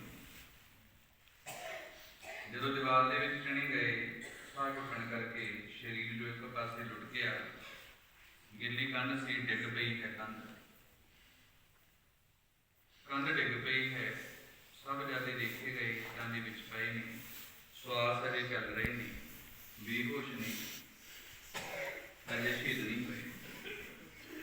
ਹੁਣ ਇਸ ਵੇਲੇ ਆਖਿਆ ਗਿਆ ਕਿ ਇਹਨਾਂ ਨੇ ਐਸਾ ਸ਼ਹੀਦ ਨਹੀਂ ਹੋਣਾ, ਇਹਨਾਂ ਨੂੰ ਹੁਣ ਛੁਰੀ ਦੇ ਨਾਲ ਇਹਨਾਂ ਦੀ ਚਾਰਕ ਵੱਢ ਕੇ ਇਹਨਾਂ ਨੂੰ ਖਤਮ ਕਰ ਦਿੱਤਾ ਜਾਵੇ। ਹੁਣ ਇਹ ਕੁਕਰਮ ਕਰੇ ਕਿਹੜਾ? ਕੁਕਰਮ ਉਹੀ ਕਰੇਗਾ ਜਿਹੜਾ ਏਡਾ ਵੱਡਾ ਪਾਪੀ ਹੋਏਗਾ। ਏਡਾ ਵੱਡਾ ਪਾਪੀ ਉੱਥੇ ਇੱਕ ਨਹੀਂ ਦੋ ਆ ਗਏ, ਸਮਾਣੇ ਦੇ ਰਹਿਣ ਵਾਲੇ ਨੇ ਦੋ, ਉਹ ਪਾਪੀ ਮਹਾ ਹਤਿਆਰੇ, ਇੱਕ ਦਾ ਨਾਮ ਹੈ ਸ਼ਾਸਨ ਵੀਰ, ਇੱਕ ਦਾ ਨਾਮ ਹੈ ਵਾਸਨ ਵੀਰ। ਇਹਨਾਂ ਦੇ ਉੱਪਰ ਕਤਲ ਦਾ ਮੁਕੱਦਮਾ ਚੱਲਦਾ ਹੈ। ਉਸ ਦਿਨ ਇਹਨਾਂ ਦੀ ਪੇਸ਼ੀ ਸੀ। ਇਹ ਮਹਾ ਹਤਿਆਰੇ ਉੱਥੇ ਆਏ। ਹੁਣ ਸਾਹਿਬਜ਼ਾਦਿਆਂ ਦਾ ਕੋਈ ਕਤਲ ਕਰਨ ਨੂੰ ਤਿਆਰ ਨਹੀਂ ਹੋ ਰਿਹਾ। ਇਸ ਦਾ ਜੀਵਨ ਹੈ ਕਿ ਉਹਨਾਂ ਦੀ ਛੁਰੀ ਦੇ ਨਾਲ ਚਾਰ ਵੱਡੇ ਕੇ ਉਹਨਾਂ ਨੂੰ ਸ਼ਹੀਦ ਕੀਤਾ ਜਾਏ। ਛੋਟੇ ਛੋਟੇ ਬੱਚੇ ਨੇ, ਕਿੰਨੇ ਪਿਆਰੇ ਬੱਚੇ ਨੇ, ਕਿੰਨੀ ਲਿਆਕਤ ਹੈ ਇਹਨਾਂ ਨੂੰ, ਕਿੰਨਾ ਗਿਆਨ ਹੈ। ਭਾਵੇਂ ਬੱਚੇ ਵੈਰੀ ਦੇ, ਗੁਰੂ ਗੋਬਿੰਦ ਸਿੰਘ ਉਹਨਾਂ ਦਾ ਵੈਰੀ ਹੈ, ਵੈਰੀ ਵੀ ਹਨ, ਪਰ ਹਨ ਤੋਂ ਮਾਸੂਮ ਹੈ, ਬੜੇ ਛੋਟੇ ਛੋਟੇ, ਕਿਸੇ ਦਾ ਵੀ ਮਾਰਨ ਦਾ ਜੀ ਨਹੀਂ ਪੈ ਰਿਹਾ। ਤੇ ਸ਼ਾਸਨ ਤੇ ਸ਼ਾਸਨ ਵੇਗ ਤੇ ਵਾਸ਼ਲ ਵੇਗ ਉਸ ਵੇਲੇ ਉੱਥੇ ਆਏ ਨੇ। ਤੇ ਆ ਕਰਕੇ ਜਦੋਂ ਇਹਨਾਂ ਨੇ ਦੇਖਿਆ ਕਿ ਕੋਈ ਹੁਣ ਉਹਨਾਂ ਨੂੰ ਸ਼ਹੀਦ ਕਰਨ ਨੂੰ ਤਿਆਰ ਨਹੀਂ ਹੈ, ਤਾਂ ਇਹਨਾਂ ਨੇ ਆਖਿਆ ਕਹਿੰਦੇ ਜੇ ਸਾਨੂੰ ਜਿਹੜਾ ਸਾਡੇ ਤੇ ਕੇਸ ਚੱਲ ਰਿਹਾ ਹੈ ਕਤਲ ਦਾ, ਇਹਦੇ ਵਿੱਚੋਂ ਬਰੀ ਕਰੋ ਤਾਂ ਅਸੀਂ ਇਹਨਾਂ ਬੱਚਿਆਂ ਨੂੰ ਮਾਰ ਦਿੰਦੇ, ਅਸੀਂ ਮਾਰਨ ਨੂੰ ਤਿਆਰ ਹਾਂ, ਸਾਨੂੰ ਉਸ ਕੇਸ ਦੇ ਵਿੱਚੋਂ ਬਰੀ ਕਰ ਦਿੱਤਾ ਜਾਵੇ। ਇਹਨਾਂ ਨੂੰ ਆਖਿਆ ਗਿਆ ਤੁਸੀਂ ਬਰੀ ਹੋਏ, ਆਹ ਲੋ ਛੁਰੀਆਂ, ਇਹ ਸਾਹਿਬਜ਼ਾਦਿਆਂ ਨੂੰ ਕਤਲ ਕਰ ਦਿਆ। ਉਸ ਵੇਲੇ ਕਹਿੰਦੇ ਇੰਨੇ ਬੇਰਹਿਮ ਨੇ ਇਹ ਬੰਦੇ, ਸਾਹਿਬਜ਼ਾਦਿਆਂ ਦੀ ਛਾਤੀ ਦੇ ਉੱਪਰ ਪੈਰ ਧਰ ਕੇ ਇਹਨਾਂ ਨੇ ਸ਼ਹਾਦਤ ਵੱਢੀ ਹੈ। ਤੇ ਦੋਨੋਂ ਸਾਹਿਬਜ਼ਾਦੇ ਸ਼ਹਾਦਤ ਦਾ ਜਾਮ ਪੀ ਗਏ ਨੇ। ਇਹ ਬਰੀ ਹੋ ਕੇ ਚਲੇ ਗਏ। ਤੇ ਇੱਧਰ ਜੋ ਰਣਵੀਰ ਸਿੰਘ ਰਾਣਾ ਨੇ ਆਪਣੀ ਕਿਤਾਬ ਦੇ ਵਿੱਚ ਜ਼ਿਕਰ ਕੀਤਾ ਹੈ ਮਾਤਾ ਗੁਜਰੀ ਦੀ ਸ਼ਹਾਦਤ ਦਾ, ਕਈ ਇਤਿਹਾਸਾਂ ਵਿੱਚ ਕਈ ਤਰ੍ਹਾਂ ਲਿਖਿਆ ਹੋਇਆ ਹੈ। ਕੋਈ ਕਹਿੰਦਾ ਹੀਰਾ ਚੱਟ ਗਏ, ਕੋਈ ਕਹਿੰਦੇ ਛਾਲ ਮਾਰ ਦਿੱਤੀ, ਕਈ ਇਤਿਹਾਸਾਂ ਵਿੱਚ ਕਈ ਕੁਝ ਲਿਖਿਆ ਹੈ। ਪਰ ਰਣਵੀਰ ਸਿੰਘ ਰਾਣਾ ਨੇ ਜੋ ਸ਼ਹੀਦੀ ਗਾਥਾ ਬਾਬਾ ਮੋਤੀ ਰਾਮ ਮਹਿਰਾ ਜੀ ਉਹਨਾਂ ਦੀ ਲਿਖੀ ਹੈ, ਉਹਦੇ ਵਿੱਚ ਉਮੇ ਮਾਸ਼ਕੀ ਦੁਆਰਾ ਜੋ ਦੱਸਿਆ ਗਿਆ ਸੀ ਸੀਨਾ ਵਸੀਨਾ ਉਹ ਲਿਖਾਈ ਗਈ ਹੈ। ਤਾਂ ਉਹ ਲਿਖਦਾ ਹੈ ਕਿ ਜਦੋਂ ਸਾਹਿਬਜ਼ਾਦੇ ਸ਼ਹੀਦ ਹੋ ਗਏ ਤਾਂ ਸ਼ਹੀਦੀ ਦੀ ਖਬਰ ਹੈ ਜਦੋਂ ਮਾਤਾ ਜੀ ਹੋਰਾਂ ਦੇ ਸਾਹਿਬਜ਼ਾਦਿਆਂ ਨੂੰ ਦੁੱਧ ਪਿਆਉਣ ਦੇ ਲਈ ਭਾਈ ਮੋਤੀ ਰਾਮ ਜੀ ਗਏ ਸਨ। ਮਾਤਾ ਜੀ ਨੇ ਆਖਿਆ ਸੀ ਪੁੱਤ ਜੋ ਮੈਨੂੰ ਆ ਕੇ ਦੱਸੀ ਕੀ ਵਾਪਰਿਆ, ਕਰਨਾ ਸ਼ਹੀਦ ਹੈ ਮੈਨੂੰ ਪਤਾ ਹੈ, ਪਰ ਪੁੱਤ ਮੈਨੂੰ ਖਬਰ ਆ ਕੇ ਦੱਸੀ ਕਿ ਸਾਹਿਬਜ਼ਾਦਿਆਂ ਨੇ ਕਿਤੇ ਸੀਤਾ ਨਹੀਂ ਕੀਤੀ। ਬੜੇ ਛੋਟੇ ਬੱਚੇ ਨੇ, ਸਾਰੀ ਖਬਰ ਆ ਕੇ ਮੈਨੂੰ ਦੇਣੀ। ਜਦੋਂ ਸਾਹਿਬਜ਼ਾਦੇ ਸ਼ਹੀਦ ਹੋ ਗਏ ਕਹਿੰਦੇ ਭਾਈ ਮੋਤੀ ਰਾਮ ਜੀ ਜਾਂਦੇ ਨੇ ਬੁਰਜ, ਉਧਰ ਠੰਡੇ ਬੁਰਜ ਵੱਲ ਨੂੰ। ਤੋ ਸੁੱਚਾਨੰਦ ਪਾਪੀ ਹੋਣਾ ਨੇ, ਵਜ਼ੀਰ ਖਾਨ ਉਹਨਾਂ ਨੇ ਪਹਿਲਾਂ ਹੀ ਪਾਪੀਆਂ ਨੇ ਉੱਥੇ ਬੰਦੇ ਭੇਜ ਦਿੱਤੇ ਨੇ। ਮਾਤਾ ਜੀ ਨੂੰ ਪਤਾ ਲੱਗ ਗਿਆ ਕਿ ਸਾਹਿਬਜ਼ਾਦੇ ਸ਼ਹੀਦ ਹੋ ਗਏ ਨੇ ਅਤੇ ਮਾਤਾ ਜੀ ਨੇ ਚੌਂਕੜਾ ਲਗਾਇਆ, ਸੁਰਤ ਜੋੜੀ ਇਸ ਪਰਮ ਪਿਤਾ ਪਰਮਾਤਮਾ ਦੇ ਚਰਨਾਂ ਦੇ ਨਾਲ ਸਮਾਧੀ ਵਿੱਚ ਬਹਿ ਗਏ ਨੇ। ਪਤਾ ਹੈ ਸਾਹਿਬਜ਼ਾਦੇ ਸ਼ਹੀਦ ਹੋ ਗਏ ਨੇ। ਤੋ ਕਹਿੰਦੇ ਉਹਨਾਂ ਪਾਪੀਆਂ ਦੇ ਬੰਦਿਆਂ ਨੇ ਜਾ ਕੇ ਮਾਤਾ ਜੀ ਨੂੰ ਫੜਿਆ ਹੈ, ਉਸੇ ਤਰ੍ਹਾਂ ਹੀ ਚੌਂਕੜਾ ਵੱਜਿਆ ਹੈ। ਮਾਤਾ ਜੀ ਨੂੰ ਫੜ ਕੇ ਉਸੇ ਤਰ੍ਹਾਂ ਹੀ 4 ਜਣਿਆਂ ਨੇ ਥੱਲੇ ਸੁੱਟ ਦਿੱਤਾ। ਠੰਡੇ ਬੁਰਜ ਤੋਂ ਸਿਰ ਥੱਲੇ ਵੱਜਦਾ ਹੈ। ਮਾਤਾ ਜੀ ਵੀ ਸ਼ਹਾਦਤ ਦਾ ਜਾਮ ਪੀ ਜਾਂਦੇ ਨੇ। ਭਾਈ ਮੋਤੀ ਰਾਮ ਜੀ ਇਹ ਸਾਰੀ ਕਿਰਿਆ ਵਹਿੰਦੇ ਨੇ, ਪਰ ਹੁਣ ਉਹ ਨੇੜੇ ਨਹੀਂ ਜਾਂਦੇ। ਉਹ ਇੱਥੋਂ ਚੱਲ ਕੇ ਦੀਵਾਨ ਟੋਡਰ ਮੱਲ ਜੀ ਦੇ ਪਾਸ ਜਾਂਦੇ ਨੇ। ਉਹਨਾਂ ਨਾਲ ਰਾਏ ਮਸ਼ਵਰਾ ਕਰਦੇ ਨੇ। ਕਹਿੰਦੇ ਦੀਵਾਨ ਜੀ, ਭਾਣਾ ਵਾਪਰ ਗਿਆ, ਇਹਨਾਂ ਪਾਪੀਆਂ ਨੇ ਪਾਪ ਕਮਾ ਲਿਆ ਹੈ। ਸਾਹਿਬਜ਼ਾਦੇ ਵੀ ਸ਼ਹੀਦ ਕਰਤੇ, ਮਾਤਾ ਜੀ ਵੀ ਸ਼ਹੀਦ ਕਰ ਦਿੱਤੇ ਨੇ, ਅਤੇ ਜੋ ਹੁਣ ਇਹਨਾਂ ਦਾ ਸੰਸਕਾਰ ਕਰਨਾ ਹੈ, ਜੋ ਸੰਸਕਾਰ ਕਰਨਾ ਹੈ ਕਿਵੇਂ ਕੀਤਾ ਜਾਏ, ਆਪ ਜੀ ਕਿਰਪਾ ਕਰੋ। ਤੇ ਹੁਣ ਵਜ਼ੀਰ ਖਾਨ ਨੇ ਛੱਤ ਕੀ ਰੱਖੀ ਹੈ, ਕਹਿੰਦਾ ਸੰਸਕਾਰ ਕਰ ਸਕਦਾ ਹੈ ਕੋਈ ਵੀ ਇਹਨਾਂ ਦਾ, ਪਰ ਉਹਦੇ ਲਈ ਜਗ੍ਹਾ ਮੁੱਲ ਲੈਣੀ ਪਏਗੀ। ਤੇ ਜਗ੍ਹਾ ਮੁੱਲ ਇਹਨਾਂ ਇਸ ਤਰ੍ਹਾਂ ਮਿਲੇਗੀ, ਸੋਨੇ ਦੀਆਂ ਮੋਹਰਾਂ ਵਿਛਾ ਕੇ ਜਿੰਨੀ ਧਰਤੀ ਖਰੀਦ ਸਕਦੇ ਹੋ ਖਰੀਦ ਲਓ। ਸੁੱਚਾਨੰਦ ਹੋਰਾਂ ਨੇ, ਵਜ਼ੀਰ ਖਾਨ ਹੋਰਾਂ ਨੇ ਇਸ ਤਰ੍ਹਾਂ ਦਾ ਐਲਾਨ ਕੀਤਾ। ਹੁਣ ਦੀਵਾਨ ਟੋਡਰ ਮੱਲ ਜੀ ਰੱਬ ਦੀ ਬੰਦਗੀ ਵਾਲੇ ਪੁਰਸ਼ ਨੇ, ਨਿਰੰਕਾਰ ਨੂੰ ਮੰਨਣ ਵਾਲੇ ਨੇ। ਉਹਨਾਂ ਨੇ ਜਹਾਜ਼ ਹਵੇਲੀ, ਜੋ ਹੁਣ ਖੰਡਰ ਦਾ ਰੂਪ ਬਣੀ ਪਈ ਹੈ, ਸਰਹੰਦ ਵਿਖੇ ਜਾਂਦੇ ਹਾਂ ਤੇ ਰੇਲਵੇ ਸਟੇਸ਼ਨ ਤੋਂ ਖੱਬੇ ਹੱਥ ਨੂੰ ਜਾ ਕੇ ਅੰਦਰ ਵੱਲ ਨੂੰ ਜਾ ਕੇ ਉਹ ਹਵੇਲੀ ਹੈ, ਬੜੀ ਖਸਤਾ ਹਾਲਤ ਦੇ ਵਿੱਚ ਹੈ ਹੁਣ ਤਾਂ। ਜੋ ਉਹ ਹਵੇਲੀ ਸੀ ਉਹਨਾਂ ਦੀ ਉਸ ਵੇਲੇ ਬੜੀ ਵਧੀਆ ਕੀਮਤੀ ਹਵੇਲੀ ਸੀ। ਉਹਨਾਂ ਨੇ ਉਹ ਹਵੇਲੀ ਗਿਰਵੀ ਰੱਖੀ ਹੈ, ਹੋਰ ਜਿਹੜਾ ਗਹਿਣਾ ਗੱਟਾ ਸੀ ਵੇਚਿਆ ਹੈ, ਮੋਹਰਾਂ ਵਿੱਚ ਤਬਦੀਲ ਕਰਵਾਇਆ ਹੈ। ਮੋਹਰਾਂ ਵਿੱਚ ਤਬਦੀਲ ਕਰਵਾ ਕੇ ਵਜ਼ੀਰ ਖਾਨ ਦੇ ਪਾਸ ਜਾਂਦੇ ਨੇ। ਕਹਿੰਦੇ ਨੇ ਭਾਈ ਮਾਤਾ ਜੀ ਦੇ ਸਾਹਿਬਜ਼ਾਦੇ ਸੰਸਕਾਰ ਵਾਸਤੇ ਜਗ੍ਹਾ ਚਾਹੀਦੀ ਹੈ, ਆ ਮੋਹਰਾਂ ਵਿਛਾਉਣਾ ਮੈਂ, ਉਹਨੇ ਜ਼ਮੀਨ ਸਾਨੂੰ ਦੇ ਦਿਓ। ਕਹਿੰਦੇ ਮੋਹਰਾਂ ਵਿਛਾ ਕੇ ਨਹੀਂ, ਮੋਹਰਾਂ ਖੜੀਆਂ ਕਰਕੇ ਚਿਣ, ਫਿਰ ਜਗ੍ਹਾ ਮਿਲੇਗੀ। ਆਪ ਜੀ ਨੇ ਸਰਹੰਦ ਵਿਖੇ ਦਰਸ਼ਨ ਕੀਤੇ ਹੋਣਗੇ ਗੁਰਦੁਆਰਾ ਜੋਤੀ ਸਰੂਪ ਸਾਹਿਬ। ਜਿੱਥੇ ਗੁਰਦੁਆਰਾ ਜੋਤੀ ਸਰੂਪ ਸਾਹਿਬ ਹੈ, ਉੱਥੇ ਜਿਹੜਾ ਗੁਰੂ ਗ੍ਰੰਥ ਸਾਹਿਬ ਜੀ ਦਾ ਪ੍ਰਕਾਸ਼ ਹੁੰਦਾ ਹੈ, ਜਿੱਥੇ ਉਹ ਛੋਟਾ ਜਿਹਾ ਥੜਾ ਬਣਿਆ ਹੋਇਆ ਹੈ, ਉਸ ਥੜੇ ਜਿਹੜੀਆਂ ਮੋਹਰਾਂ ਹੋਈਆਂ ਸੀ ਉਹਨਾਂ ਕੋਲੇ, ਉਹਨਾਂ ਨੇ ਉਹ ਮੋਹਰਾਂ ਵਿਛਾ ਕੇ ਉਹ ਜਗ੍ਹਾ ਜੋ ਮੁੱਲ ਖਰੀਦੀ ਸੀ। ਦੁਨੀਆ ਦੇ ਇਤਿਹਾਸ ਦੇ ਵਿੱਚ ਸਾਰੇ ਦੇਸ਼ਾਂ ਦੇ ਵਿੱਚ ਸਭ ਤੋਂ ਮਹਿੰਗੀ ਜਗ੍ਹਾ ਹਿੰਦੁਸਤਾਨ ਵਿੱਚ ਹੈ, ਪੰਜਾਬ ਵਿੱਚ ਹੈ, ਸਰਹੰਦ ਵਿੱਚ ਹੈ। ਇਸ ਸਰਹੰਦ ਦੇ ਵਿੱਚ ਜਿਹੜਾ ਗੁਰਦੁਆਰਾ ਜੋਤੀ ਸਰੂਪ ਹੈ, ਉੱਥੇ ਸਾਹਿਬਜ਼ਾਦਿਆਂ ਨੇ ਤੇ ਮਾਤਾ ਜੀ ਦੀ ਦੇਹ ਦਾ ਸੰਸਕਾਰ ਕੀਤਾ ਗਿਆ ਹੈ। ਉਹ ਜਗ੍ਹਾ ਹੈ ਜੋ ਦੀਵਾਨ ਟੋਡਰ ਮੱਲ ਜੀ ਹੋਰਾਂ ਨੇ ਖਰੀਦੀ ਹੈ। ਹੁਣ 3 ਜੀ ਨੇ ਸ਼ਹੀਦ ਹੋਏ ਹੋਏ, ਇੱਕ ਜਾਣੇ ਨੂੰ 4 ਜਾਣੇ ਚੁੱਕ ਕੇ ਲੈ ਕੇ ਜਾਂਦੇ ਨੇ, ਪਰ ਹੁਣ ਮਾਤਾ ਜੀ ਹੋਰੀ ਸਾਹਿਬਜ਼ਾਦੇ ਨੇ ਦੋਨੇ, ਹੁਣ ਇਹਨਾਂ ਨੂੰ ਇਸ ਤਰ੍ਹਾਂ ਚੁੱਕਣ ਵਾਲੇ 12 ਜੀ ਵੀ ਨਹੀਂ ਲੱਭ ਰਹੇ। ਗੱਡੇ ਦੇ ਉੱਪਰ ਇਹਨਾਂ ਜੀਠਾਂ ਨੂੰ ਰੱਖਿਆ ਹੈ, ਦੀਵਾਨ ਟੋਡਰ ਮੱਲ ਜੀ ਹੈ, ਮੋਤੀ ਰਾਮ ਜੀ ਹੈ। ਇਸ ਤਰ੍ਹਾਂ ਇਹਨਾਂ ਨੇ ਜਾ ਕਰਕੇ ਉਸ ਜਗ੍ਹਾ ਦੇ ਉੱਪਰ ਸਾਹਿਬਜ਼ਾਦਿਆਂ ਦੀ ਮਾਤਾ ਜੀ ਦੀ ਦੇਹ ਦਾ ਸੰਸਕਾਰ ਕੀਤਾ। ਸੰਸਕਾਰ ਕਰਨ ਉਪਰੰਤ ਦੀਵਾਨ ਟੋਡਰ ਮੱਲ ਜੀ ਨੇ ਸਰਹੰਦ ਹੀ ਛੱਡ ਦਿੱਤਾ। ਉਹਨਾਂ ਨੇ 2 ਘੜਿਆਂ ਦੇ ਵਿੱਚ ਮਾਤਾ ਜੀ ਦੇ ਜੋ ਰਾਖ ਬਣੀ ਹੋਈ ਸੀ ਸਰੀਰ ਦੀ ਸਾਹਿਬਜ਼ਾਦਿਆਂ ਦੀ, ਉਹਨਾਂ ਨੂੰ 2 ਘੜਿਆਂ ਵਿੱਚ ਪਾਇਆ। ਇਹ ਜੋ ਸਰਹੰਦ ਉਹਨਾਂ ਨੇ ਸਦਾ ਵਾਸਤੇ ਛੱਡ ਦਿੱਤਾ। ਇਹਨਾਂ ਦਾ ਪਿੱਛਾ ਸੰਗਰੂਰ ਦੇ ਵਿੱਚੋਂ ਕਾਕੜਾ ਪਿੰਡ ਹੈ, ਉੱਥੋਂ ਦਾ ਸੀ। ਸਾਰਾ ਕੁਝ ਛੱਡ ਕੇ ਇਹਨਾਂ ਨੂੰ ਪਤਾ ਸੀ ਕਿ ਵਜ਼ੀਰ ਖਾਨ ਵੈਰ ਪੈ ਜਾਏਗਾ, ਹੁਣ ਮੈਨੂੰ ਵੀ ਤੰਗ ਕਰਨਗੇ। ਇਸ ਕਰਕੇ ਇਹਨਾਂ ਨੇ ਸਾਰਾ ਕੁਝ ਛੱਡ ਦਿੱਤਾ ਆਪਣਾ, ਸਾਰਾ ਕੁਝ ਛੱਡ ਕੇ ਉਹ ਘੜਿਆਂ ਦੇ ਵਿੱਚ ਪਾਈ ਹੈ ਰਾਖ ਮਾਤਾ ਜੀ ਦੇ ਸਾਹਿਬਜ਼ਾਦੇ ਦੀਆਂ ਅਸਥੀਆਂ। ਉੱਥੋਂ ਚੱਲ ਕੇ ਆਪਣੇ ਜੱਦੀ ਪਿੰਡ ਜੋ ਪਿੱਛਾ ਸੀ ਇਹਨਾਂ ਦਾ ਕਾਕੜਾ, ਜੋ ਉੱਥੇ ਆ ਗਿਆ ਹੈ, ਉੱਥੇ ਆ ਕਰਕੇ ਉਹ ਘੜਿਆਂ ਨੂੰ ਮਿੱਟੀ ਵਿੱਚ ਦਬਾਇਆ, ਉੱਪਰ ਜੋ ਇਹਨਾਂ ਨੇ ਥੜਾ ਬਣਾ ਦਿੱਤਾ। ਸੋ ਬੇਨਤੀ ਹੈ ਭਾਈ ਬੱਚੇ ਨੂੰ ਬਾਹਰਲੇ ਪਾਸੇ ਬਿਠਾ ਲਓ। ਜੋ ਉੱਥੇ ਥੜਾ ਬਣਾਇਆ ਗਿਆ ਤੇ ਇਹਨਾਂ ਨੇ ਫਿਰ ਆਪਣਾ ਵਸੇਬਾ ਉਸ ਕਾਕੜੇ ਪਿੰਡ ਵਿੱਚ ਹੀ ਕਰ ਲਿਆ। ਇਸ ਕਰਕੇ ਵਜ਼ੀਰ ਖਾਨ ਦੇ ਕਹਿਰ ਤੋਂ ਬਚੇ ਰਹੇ। ਤੇ ਬਾਬਾ ਮੋਤੀ ਰਾਮ ਜੀ ਨੇ ਜਿਹੜੇ ਉਹ ਪਰਿਵਾਰ ਸਮੇਤ ਇੱਥੇ ਰਹਿੰਦੇ ਨੇ। ਇਤਿਹਾਸ ਵਿੱਚ ਲਿਖਿਆ ਹੈ ਕਿ ਗੰਗੂ ਦਾ ਇੱਕ ਚਚੇਰਾ ਭਰਾ ਸੀ ਜਿਹਦਾ ਨਾਮ ਪੰਮਾ ਲਿਖਿਆ ਹੈ ਇਤਿਹਾਸ ਵਿੱਚ। ਨੀਚ ਗੰਗੂ ਕੋ ਭਰਾਤ ਇੱਕ ਲੰਗਾ, ਜਿਨ ਲੀਨੋ ਮੋਤੀ ਸੰਗ ਪੰਗਾ। ਗ੍ਰੰਥਕਾਰ ਲਿਖਦੇ ਨੇ, ਨੀਚ ਗੰਗੂ ਦਾ ਭਰਾ ਉਹ ਪੰਮਾ ਜਿਹੜਾ ਲੱਤ ਤੋਂ ਆ ਰਹੀ ਸੀ, ਲੰਗਾ ਸੀ, ਕਹਿੰਦੇ ਉਹਨੇ ਹੁਣ ਕੁਝ ਪਦਾਰਥ ਲੈਣ ਦੀ ਖਾਤਰ ਵਜ਼ੀਰ ਖਾਂ ਕੋਲੇ ਜਾ ਚੁਗਲੀ ਕੀਤੀ। ਵਜ਼ੀਰ ਖਾਂ ਕੋਲੇ ਚੁਗਲੀ ਕੀ ਕਰਦਾ ਹੈ? ਕਹਿੰਦਾ ਜੋ ਗੋਕਲ ਦੇ ਵਿੱਚ ਸੱਪ ਪਾਲੀ ਬੈਠੇ ਹੋ ਤੁਸੀਂ, ਜੋ ਤੁਹਾਨੂੰ ਪਤਾ ਹੈ ਸਾਹਿਬਜ਼ਾਦੇ ਤੇ ਮਾਤਾ ਜੀ ਜਦੋਂ ਇੱਥੇ ਠੰਡੇ ਬੁਰਜ ਦੇ ਵਿੱਚ ਕੈਦ ਸੀ, ਇਹ ਵਜ਼ੀਰ ਖਾਂ ਤੂੰ ਤਾਂ ਕਿਹਾ ਹੋਇਆ ਸੀ ਕਿ ਕਿਸੇ ਨੇ ਵੀ ਉਹਨਾਂ ਨੂੰ ਰੋਟੀ ਪਾਣੀ ਨਹੀਂ ਦੇਣਾ, ਤੇ ਤੇਰਾ ਇਹ ਗੋਕਲ ਦਾ ਸੱਪ ਮੋਤੀ ਜੋ ਇਹਨੇ ਕੀ ਕੀਤਾ ਹੈ ਤੈਨੂੰ ਪਤਾ ਹੈ? ਇਹ ਉਹਨਾਂ ਨੂੰ ਦੁੱਧ ਛਕਾਉਂਦਾ ਰਿਹਾ ਹੈ,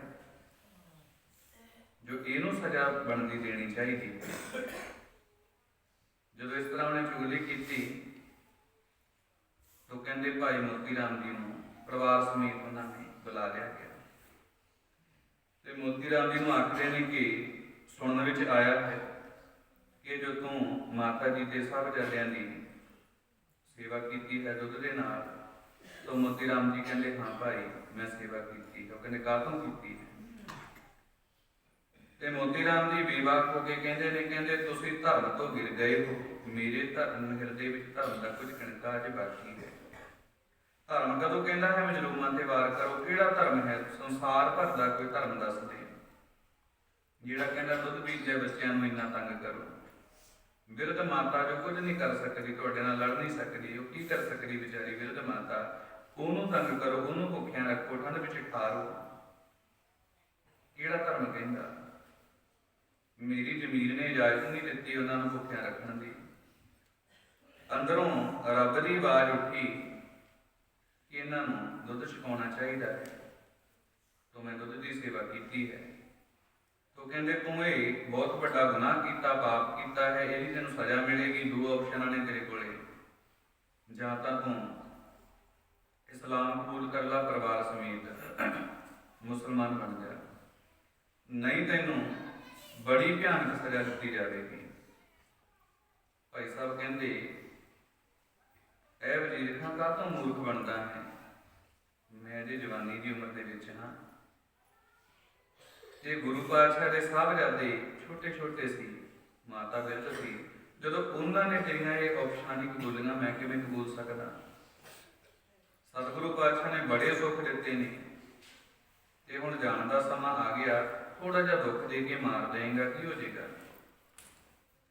ਕੁਝ ਕਰ ਲਾ। ਹੁਣ ਤੋਂ ਸਤਿਗੁਰੂ ਪਾਤਸ਼ਾਹ ਗੁਰੂ ਗੋਬਿੰਦ ਸਿੰਘ ਜੀ ਨੂੰ ਆਪਣਾ ਸਭ ਕੁਝ ਮੰਨੀ ਬੈਠੇ ਆ, ਹੁਣ ਇਸ ਪੌੜੀ ਤੋਂ ਥੱਲੇ ਨਹੀਂ ਉਤਰਾਂਗੇ। ਅੱਗੇ ਸਤਿਗੁਰੂ ਜਾਣੇ ਕੀ ਹੋਣੀ ਹੈ, ਪਰ ਇਸ ਜਨਮ ਦੇ ਵਿੱਚ ਹੁਣ ਗੁਰੂ ਤੋਂ ਬੇਮੁਖ ਨਹੀਂ ਹੋਣਾ। ਉਹ ਜੋ ਕੁਝ ਕਾਰਵਾਈ ਕਰਨੀ ਹੈ ਕਰ ਸਕਦਾ ਹੈ। ਕਹਿੰਦੇ ਉਹਦੇ ਪਰਿਵਾਰ ਨੂੰ ਸੱਦ ਲਿਆ ਗਿਆ, ਕੋਲੂ ਮੰਗਵਾ ਲਿਆ ਗਿਆ ਤੇ ਫਤਵਾ ਜਾਰੀ ਕੀਤਾ ਕਿ ਇਹਨੂੰ ਪਰਿਵਾਰ ਸਮੇਤ ਕੋਲੂ ਵਿੱਚ ਲਪੇੜ ਕੇ ਮਾਰ ਦਿੱਤਾ ਜਾਵੇ। ਤੇ ਭਾਈ ਸਾਹਿਬ ਜੀ ਖੜੇ ਨੇ, ਕਹਿੰਦੇ ਦੱਸ ਤੇਰਾ ਪੁੱਤਰ ਹੈ ਜੀਤੂ, ਪਤਨੀ ਹੈ ਭੋਲੀ, ਤੇਰੀ ਬੁੱਢੀ ਮਾਂ ਹੈ, ਤੂੰ ਹੈ, ਚਾਰ ਜਾਣੇ ਹੋ, ਚਾਰਾਂ ਨੂੰ ਕੋਲੂ ਵਿੱਚ ਪੀੜ ਕੇ ਮਾਰ ਦਿੱਤਾ ਜਾਵੇਗਾ। ਅਜੇ ਵੀ ਮੌਕਾ ਹੈ ਸਲਾਮ ਕਬੂਲ ਲੋ। ਕਹਿੰਦਾ ਨਹੀਂ, ਤੁਸੀਂ ਆਪਣਾ ਕੰਮ ਕਰੋ। ਤੋ ਕਹਿੰਦੇ ਸਭ ਤੋਂ ਪਹਿਲਾਂ ਉਹਦੇ ਛੋਟੇ ਜਿਹੇ ਪੁੱਤਰ ਜੀਤੂ ਨੂੰ ਕੋਲੂ ਦੇ ਵਿੱਚ ਨਹੀਂ ਪੀੜਿਆ ਜਾਂਦਾ ਹੈ। ਉਹ ਵੀ ਵਾਹਿਗੁਰੂ ਵਾਹਿਗੁਰੂ ਆਖਦਾ ਕੋਲੂ ਦੇ ਵਿੱਚ ਦੀ ਲੰਘ ਜਾਂਦਾ ਹੈ, ਸਰੀਰ ਛੱਡ ਜਾਂਦਾ, ਖਤਮ ਹੋ ਜਾਂਦਾ। ਗੰਨੇ ਦੀ ਤਰ੍ਹਾਂ ਨਪੀੜ ਦਿੱਤਾ ਹੈ ਕੋਲੂ ਵਿੱਚ ਦੀ ਉਹਨੂੰ। ਜਦੋਂ ਪੁੱਤਰ ਨੂੰ ਨਪੀੜ ਦਿੱਤਾ, ਹੁਣ ਪੁੱਛਦਾ ਹੈ, ਕਹਿੰਦਾ ਵੇਖ ਤੇਰਾ ਪੁੱਤਰ ਕਿੰਨੀ ਦਰਦਨਾਕ ਮੌਤ ਮਰਿਆ ਹੈ, ਤੈਨੂੰ ਵੀ ਇੰਨੀ ਦਰਦਨਾਕ ਮੌਤ ਮਾਰਿਆ ਜਾਏਗਾ। ਅਜੇ ਵੀ ਮੌਕਾ ਹੈ ਮੋਤੀ ਰਾਮ, ਮੰਨ ਜਾ, ਅਜੇ ਵੀ ਇਸਲਾਮ ਕਬੂਲ ਲਾ। ਤੇ ਭਾਈ ਮੋਤੀ ਰਾਮ ਜੀ ਰੱਬ ਦਾ ਸ਼ੁਕਰ ਕਰਦੇ ਨੇ ਤੇ ਹੱਸਦੇ ਨੇ। ਨਾਲੇ ਗੁਰੂ ਗੋਬਿੰਦ ਸਿੰਘ ਜੀ ਦਾ ਸ਼ੁਕਰ ਕੀਤਾ ਹੈ, ਨਾਲੇ ਹੱਸਦੇ ਨੇ ਤੇ ਬੋਲਦੇ ਨੇ, ਕਹਿੰਦੇ ਸ਼ੁਕਰ ਹੈ ਗੁਰੂ ਗੋਬਿੰਦ ਸਿੰਘ ਪਾਤਸ਼ਾਹ ਦਾ। ਐ ਗੁਰੂ ਗੋਬਿੰਦ ਸਿੰਘ ਪਾਤਸ਼ਾਹ ਜੀ ਆਪ ਧੰਨ ਹੋ, ਤੁਹਾਡਾ ਬਹੁਤ ਬਹੁਤ ਸ਼ੁਕਰਾਨਾ।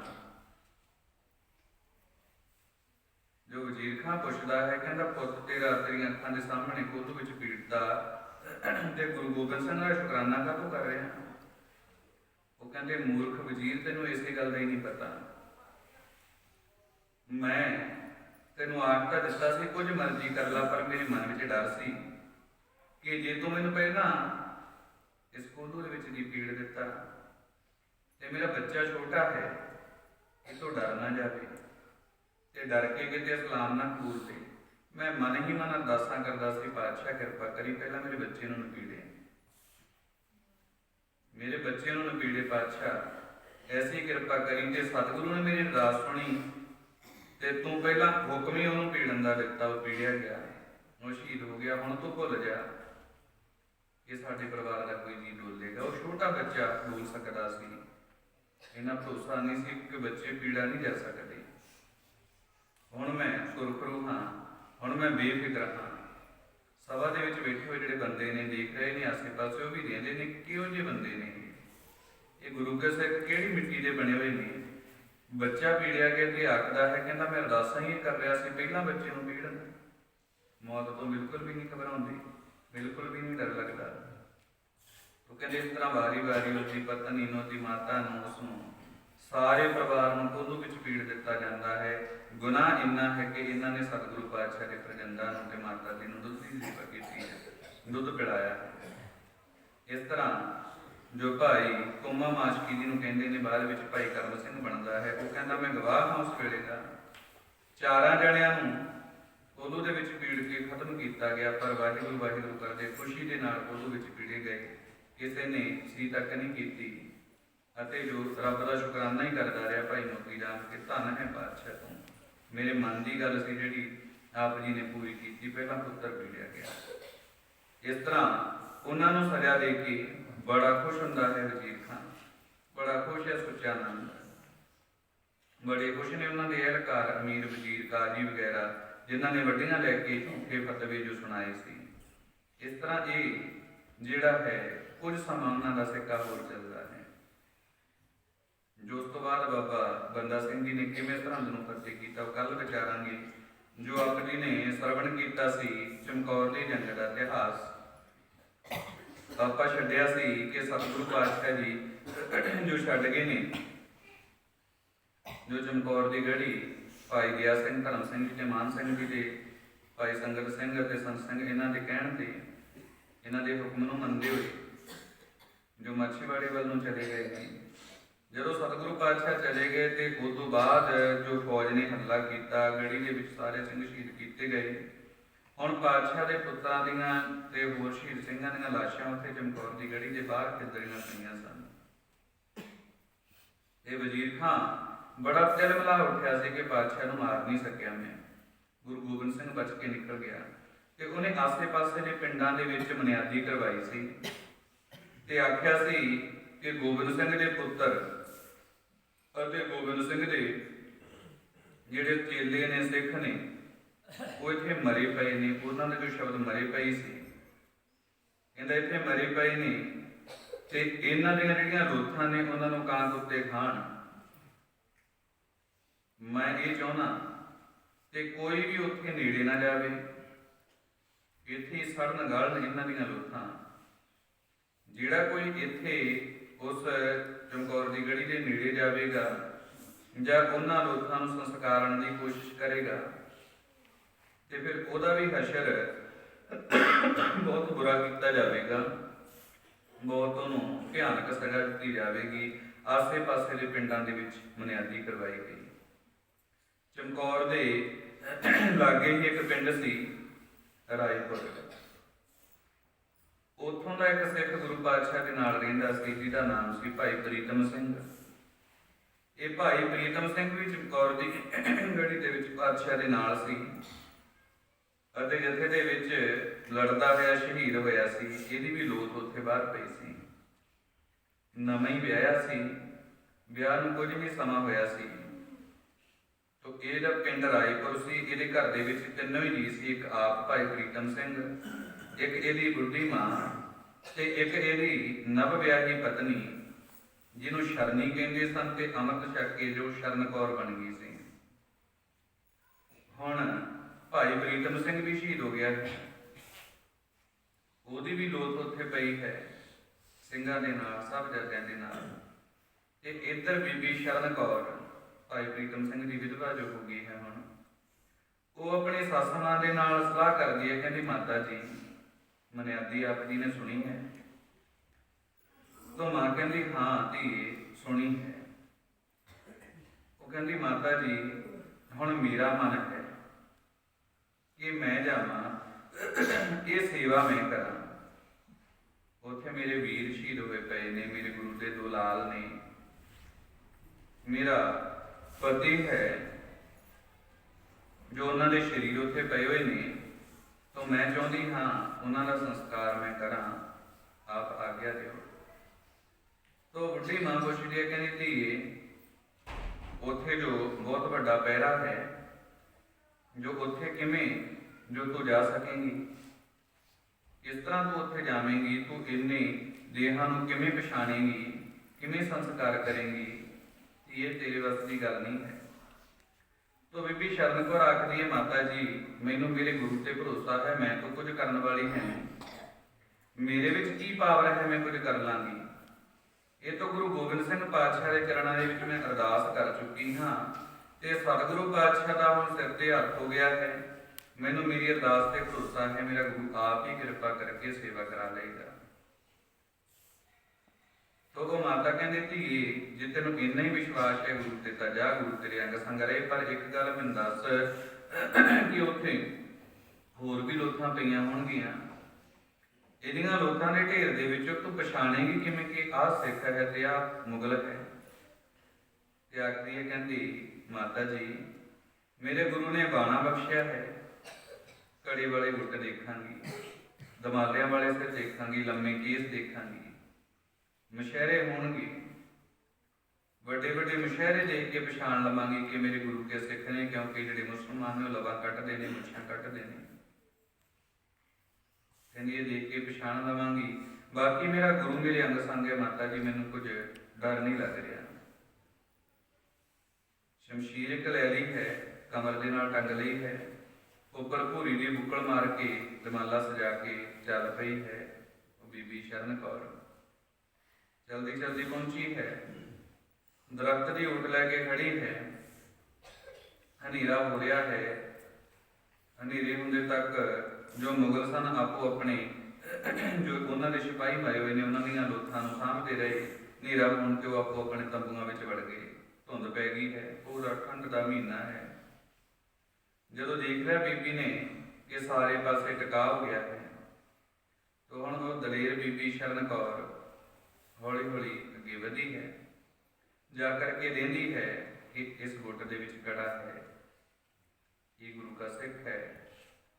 ਸਰੀਰ ਕਰਕੇ ਜਰਵਾਨੀ ਸੀ, ਜੋ ਹੌਲੇ ਸਰੀਰ ਦੇ ਸਨ ਉਹਨਾਂ ਨੂੰ ਮੂੰਹ ਚੁੱਕ ਲੈਂਦੀ ਹੈ, ਜੋ ਭਾਰੇ ਨੇ ਉਹਨਾਂ ਨੂੰ ਜੋ ਮੋਢਿਆਂ ਦੇ ਉੱਪਰ ਦੀ ਘੜੀਸਦੀ ਹੋਈ ਲੈ ਜਾਂਦੀ ਹੈ। ਇਸ ਤਰ੍ਹਾਂ ਇੱਕ ਥਾਂ ਤੇ ਸਰੀਰ ਇਕੱਠੇ ਕਰਨੇ ਸ਼ੁਰੂ ਕੀਤੇ, ਲੱਭਦੀ ਗਈ 30 ਦੇ ਕਰੀਬ ਉਹਨੇ ਸਰੀਰ ਇਕੱਠੇ ਕਰ ਲਏ ਨੇ। ਉਪਰੰਤ ਉਹਦਾ ਪਤੀ ਭਾਈ ਪ੍ਰੀਤਮ ਸਿੰਘ ਉਹਦਾ ਸ਼ਵ ਮਿਲਿਆ, ਵੇਖ ਕੇ ਅੱਖਾਂ ਦੇ ਵਿੱਚੋਂ ਨੀਰ ਵਹਿ ਤੁਰਿਆ ਹੈ, ਪਰ ਫਿਰ ਆਪਣੇ ਆਪ ਨੂੰ ਸੰਭਾਲਦੀ ਹੈ।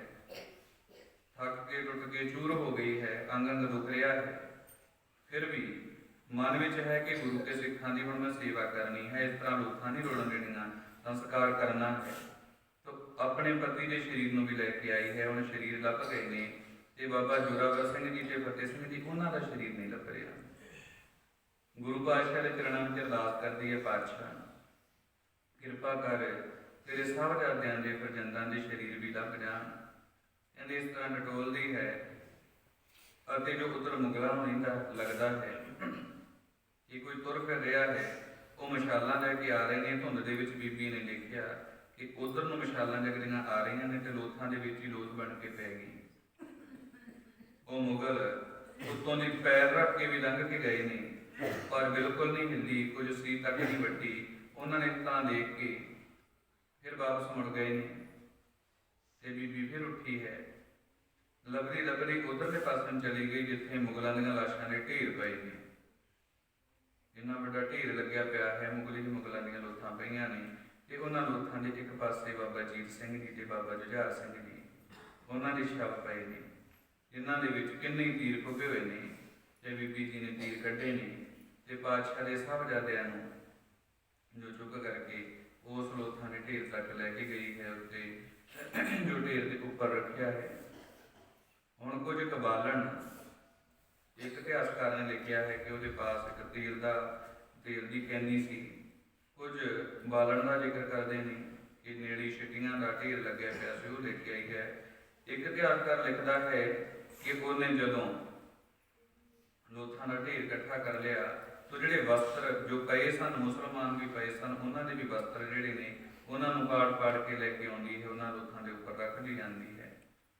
ਕੁਝ ਜੋ ਨਿੱਜੀ ਟੁੱਟੇ ਹੋਏ ਨੇ, ਉਹਨਾਂ ਦੇ ਹਲ ਵੱਖ ਹੋਏ ਨੇ, ਉਹਨਾਂ ਨੂੰ ਵੀ ਲੱਕੜਾਂ ਨੂੰ ਪਰ ਸੁੱਟਦੀ ਜਾਂਦੀ ਹੈ।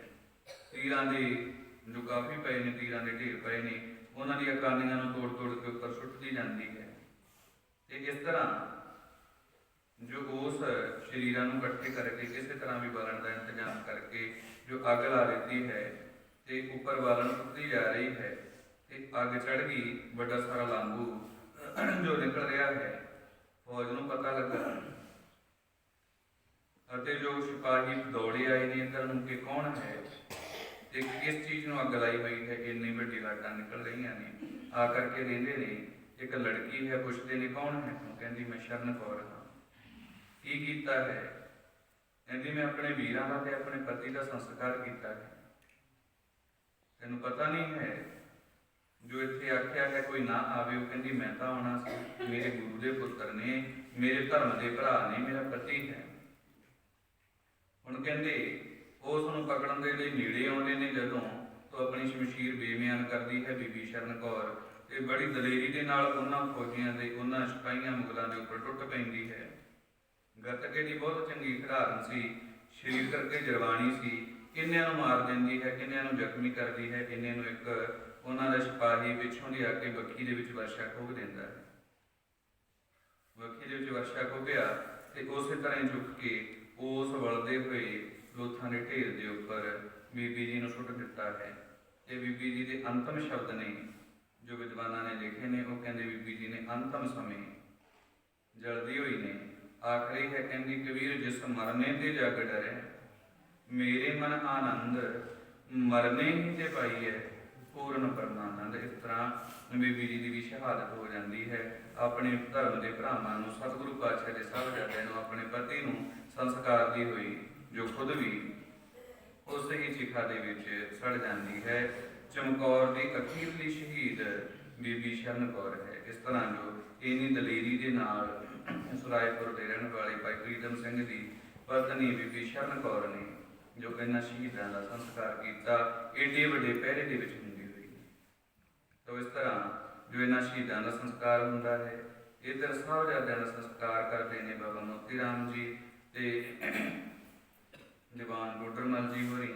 ਉਹ ਉਧਰ ਕਾਕੜੀ ਪਿੰਡ ਦੇ ਵਿੱਚ ਚਲੇ ਜਾਂਦੇ ਨੇ, ਇਹਨਾਂ ਨੂੰ ਸ਼ਹੀਦ ਕਰ ਦਿੱਤਾ ਜਾਂਦਾ ਹੈ। ਉਪਰੰਤ ਇਹ ਹੁਣ ਪਾਪ ਕਰਮ ਬਹੁਤ ਕਮਾ ਗਏ ਨੇ, ਪਾਪ ਕਰਮ ਕਮਾਏ ਨੇ, ਧਨ ਪਦਾਰਥ ਬੜਾ ਇਕੱਠਾ ਕਰ ਲਿਆ ਹੈ ਤੇ ਇਸ ਤਰ੍ਹਾਂ ਹੁਣ ਆਪਣੇ ਜਿਹੜੇ ਪਾਪ ਕਰਮ ਨੇ ਉਹਨਾਂ ਦਾ ਫਲ ਇਸੇ ਜਨਮ ਦੇ ਵਿੱਚ ਹੀ ਮਿਲਣਾ ਹੈ, ਇਹ ਭੁੱਲ ਗਏ ਨੇ। ਹੁਣ ਐਸੋ ਇਸ਼ਕ ਦੇ ਨਾਲ ਰਹਿ ਰਹੇ ਨੇ। ਮਨ ਦੇ ਵਿੱਚ ਜਿਹੜਾ ਟਿਕਾ ਹੈ ਉਹ ਨਹੀਂ ਹੈ। ਬਹੁਤ ਧਨ ਪਦਾਰਥ ਹੈ, ਉੱਚੇ ਉੱਤੇ ਵੀ ਨੇ ਜੋ ਪਰ ਸਦਾ ਅੰਦਰੋਂ ਸੜੇ ਬੜੇ ਰਹਿੰਦੇ ਨੇ, ਦੁਖੀ ਰਹਿੰਦੇ ਨੇ, ਚਿੰਤਾ ਵਿੱਚ, ਝੋਰਿਆਂ ਵਿੱਚ, ਫਿਕਰਾਂ ਵਿੱਚ ਗਲਤਾਨ ਰਹਿੰਦੇ ਨੇ। ਹੁਣ ਇਹਨਾਂ ਦਾ ਅੰਤਮ ਸਮਾਂ ਨੇੜੇ ਹੀ ਹੈ, ਨੇੜੇ ਹੀ ਆਉਣ ਵਾਲਾ ਹੈ। ਇਹ ਤਾਂ ਸਤਿਗੁਰੂ ਪਾਤਸ਼ਾਹ ਚੱਲਦੇ ਚਲਾਉਂਦੇ ਇਤਿਹਾਸ ਨਵੇੜਾ ਹੈ, ਵਿਚਾਰਨ ਲੱਗੇ ਤੋਂ ਕਈ ਸਾਲ ਲੱਗ ਜਾਣਗੇ। ਪਾਤਸ਼ਾਹ ਨੰਦੇੜ ਪੁੱਜਦੇ ਨੇ ਤੇ ਨੰਦੇੜ ਜਾ ਕਰਕੇ ਬੰਦੇ ਵਿਰਾਗੀ ਨੂੰ, ਜੋ ਪਹਿਲਾਂ ਮਾਧੋਦਾਸ ਵਿਰਾਗੀ ਸੀ, ਫਿਰ ਬੰਦਾ ਵਿਰਾਗੀ ਬਣਿਆ ਅਤੇ ਜੋ ਹੁਣ ਗੁਰੂ ਗੋਬਿੰਦ ਸਿੰਘ ਪਾਤਸ਼ਾਹ ਨੇ ਉਹਨੂੰ ਸਿੱਖਿਆ ਦਿੱਤੀ, ਸਮਝਾ ਬੁਝਾ ਕੇ ਬੰਦਾ ਸਿੰਘ ਗੁਰਬਖਸ਼ ਸਿੰਘ ਬਣਾਇਆ। ਪਰ ਨਾ ਉਹ ਬੰਦਾ ਸਿੰਘ ਦੇ ਨਾਲ, ਬੰਦਾ ਸਿੰਘ ਬਹਾਦਰ ਦੇ ਨਾਲ ਪ੍ਰਸਿੱਧ ਹੁੰਦਾ ਹੈ। ਉਹਨੂੰ ਦੱਸਿਆ ਹੈ ਕਿ ਇਸ ਤਰ੍ਹਾਂ ਇਹ ਸਾਰਾ ਕੁਝ ਭਾਣਾ ਵਾਪਰ ਰਿਹਾ ਹੈ ਤੇ ਸਤਿਗੁਰੂ ਪਾਤਸ਼ਾਹ ਜੀ ਨੇ 5 ਤੀਰ ਮੁਖੀ ਸਿੱਖ ਦੇ ਕਰਕੇ ਉਹਨੂੰ ਪੰਜਾਬ ਵੱਲ ਘੱਲਿਆ ਹੈ।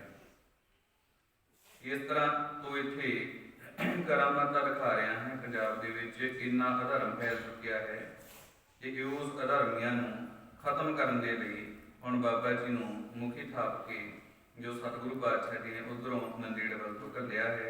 ਜੋ ਕਿਸ ਤਰ੍ਹਾਂ ਫਿਰ ਜੋ ਸਮਾਣਾ ਫਤਿਹ ਹੁੰਦਾ ਹੈ, ਸਟੋਰਾ ਫਤਿਹ ਹੁੰਦਾ ਹੈ, ਕਿਸ ਤਰ੍ਹਾਂ ਜੋ ਚੱਪੜਚਿੜੀ ਦੀ ਲੜਾਈ ਹੁੰਦੀ ਹੈ, ਵਜ਼ੀਰ ਖਾਨ ਦਾ ਕੀ ਅਸ਼ਰ ਹੁੰਦਾ ਹੈ, ਸੁੱਚਾਨੰਦ ਦਾ ਕੀ ਹੁੰਦਾ ਹੈ, ਕੱਲ ਨੂੰ ਵਿਚਾਰਾਂਗੇ।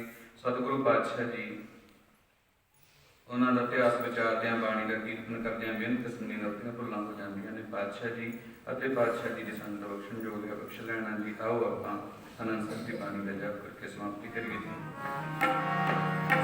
ਰਾਮ ਕਲੀ ਮਹੱਲਾ ਤੀਜਾ। ਆਨੰਦ ਏਕ ਓੰਕਾਰ ਸਤਿਗੁਰ ਪ੍ਰਸਾਦ। ਆਨੰਦ ਪਿਆ ਮੇਰੀ ਮਾਏ ਸਤਿਗੁਰੂ ਮੈਂ ਪਾਇਆ। ਸਤਿਗੁਰ ਤਾਂ ਪਾਇਆ ਸਹਿਜ ਸਿੱਧੀ ਰਾਗ ਰਤਨ ਪਰਿਵਾਰ ਭਰੀਆਂ ਸ਼ਬਦ ਗਾਵਣੀਆਂ ਆਈਆਂ। ਸ਼ਬਦੋ ਤਾਂ ਗਾਵੋ ਹਰੀ ਕੇ ਰਾਮ ਕਹਿ ਨਾਨਕ ਆਨੰਦ ਹੁਆ ਸਤਿਗੁਰੂ ਮੈਂ ਪਾਇਆ। ਜੇ ਮਨ ਮੇਰਿਆ ਤੂੰ ਸਦਾ ਹੋ ਹਰ ਨਾਲ ਰਹੋ ਤੂੰ ਮਨ ਮੇਰੇ ਦੁੱਖ ਸਭ ਵਿਸਾਰਣਾ। ਅੰਗੀਕਾਰੋ ਕਰੇ ਤੇਰਾ ਕਾਰਜ ਸਭ ਸਮਾਰਨਾ। ਸਭਨਾ ਗੱਲਾਂ ਸਮਰੱਥ ਸੁਆਮੀ ਸੋ ਕਿਉ ਮਨ ਹੁੰਦ ਸਾਰੇ। ਕਹਿ ਨਾਨਕ ਸਾਚੇ ਸਾਹਿਬਾ ਕਿਆ ਨਾਹੀ ਕਰਤੇ ਰਹਿ ਕਰਤਾ ਤੇਰੇ। ਸਦਾ ਸਿਫਤ ਸਲਾਹ ਤੇਰੀ ਨਾਮ ਮਨ ਵਸਾਵੇ। ਨਾਮ ਜਿਨ ਕੈ ਮਨ ਵਸਿਆ ਕਹਿ ਨਾਨਕ ਸੱਚੇ ਸਾਹਿਬ ਕਿਆ ਨਾਹੀ ਕਰਤੇ ਰਹਿ। ਸਚਾ ਨਾਮ ਮੇਰਾ ਸਚ ਨਾਮ ਆਧਾਰ ਮੇਰਾ। ਜਿਨ ਭੁੱਖਾਂ ਸਭ ਗਵਾਈਆਂ ਕਰ ਸ਼ਾਂਤ ਸੁਖ ਮਨ। ਸਦਾ ਕੁਰਬਾਨ ਕੀਤਾ ਗੁਰ ਬਿਟਹੁ ਜਿਸਨੇ ਆਏ ਵਡਿਆਈਆਂ। ਕਹਿ ਨਾਨਕ ਸੁਣੋ ਸੰਤੋ ਸ਼ਬਦ ਧਰੋ ਪਿਆਰੋ। ਸਾਚਾ ਨਾਮ ਮੇਰਾ ਵਾਜੇ ਪੰਜ ਸ਼ਬਦ ਤਿਤ ਘਰ ਸੁਭਾਗੇ ਘਰ ਸੁਭਾਗੇ ਸ਼ਬਦ ਵਾਜੇ ਪ੍ਰਭਾਤ ਕਰਤਾਰਿਆ। ਪੰਜ ਦੂਤ ਦੁਧ ਵਸ ਕੀਤੇ ਕਾਲ ਕੰਟਕ ਮਾਰਿਆ। ਤੁਰ ਕਰਮ ਪਾਇਆ ਤੁਧ ਜਿਨ ਕਉ ਸੇ। ਕਹਿ ਨਾਨਕ ਤੇ ਸੁਖ ਹੁਆ ਤਿਤ ਕਰਿ ਅਨੰਦ ਵਾਸ। ਅੰਧ ਸੁਣੋ ਵਡ ਭਾਗੀ ਹੋ ਸਗਲ ਮਨੋਰਥ ਪੂਰੇ। ਪਾਰ ਬ੍ਰਹਮ ਦੁਖ ਰੋਗ ਸੰਤਾਪ ਉਤਰੇ ਸੁਣੀ ਸੱਚੀ ਬਾਣੀ। ਸੰਤ ਸਾਜਨ ਭਏ ਸਰਸੇ ਸੁਣਤੇ ਪੁਨੀਤ ਕਹਤੇ ਪਵਿੱਤ। ਸਤਿਗੁਰ ਰਹਿਆ ਭਰਪੂਰੇ ਬਿਨਵੰਤ ਨਾਨਕ ਗੁਰ। ਸਲੋਕ ਪਵਨ ਗੁਰੂ ਬਾਣੀ ਪਿਤਾ ਮਾਤਾ ਧਰਤ ਮਹਤ। ਦਿਵਸ ਰਾਤ ਦੋਇ ਦਾਈ ਦਾਇਆ। ਚੰਗਿਆਈਆਂ ਬੁਰਿਆਈਆਂ ਵਚੇ ਧਰਮ ਹਦੂਰ। ਕਰਮੀ ਆਪੋ ਆਪਣੀ ਜਿਨੀ ਨਾਮ ਧਿਆਇਆ। ਗਏ ਮਸਕਤ ਕਾਲ ਨਾਨਕ ਤੇ ਮੁਖਿ ਉਜਲੇ। ਜਿਨੀ ਨਾਮ ਧਿਆਇਆ ਗਏ ਮਸਕਤ ਕਾਲ ਨਾਨਕ ਤੇ ਮੁਖਿ। ਕੀਰਤੀ ਛੁੱਟੀ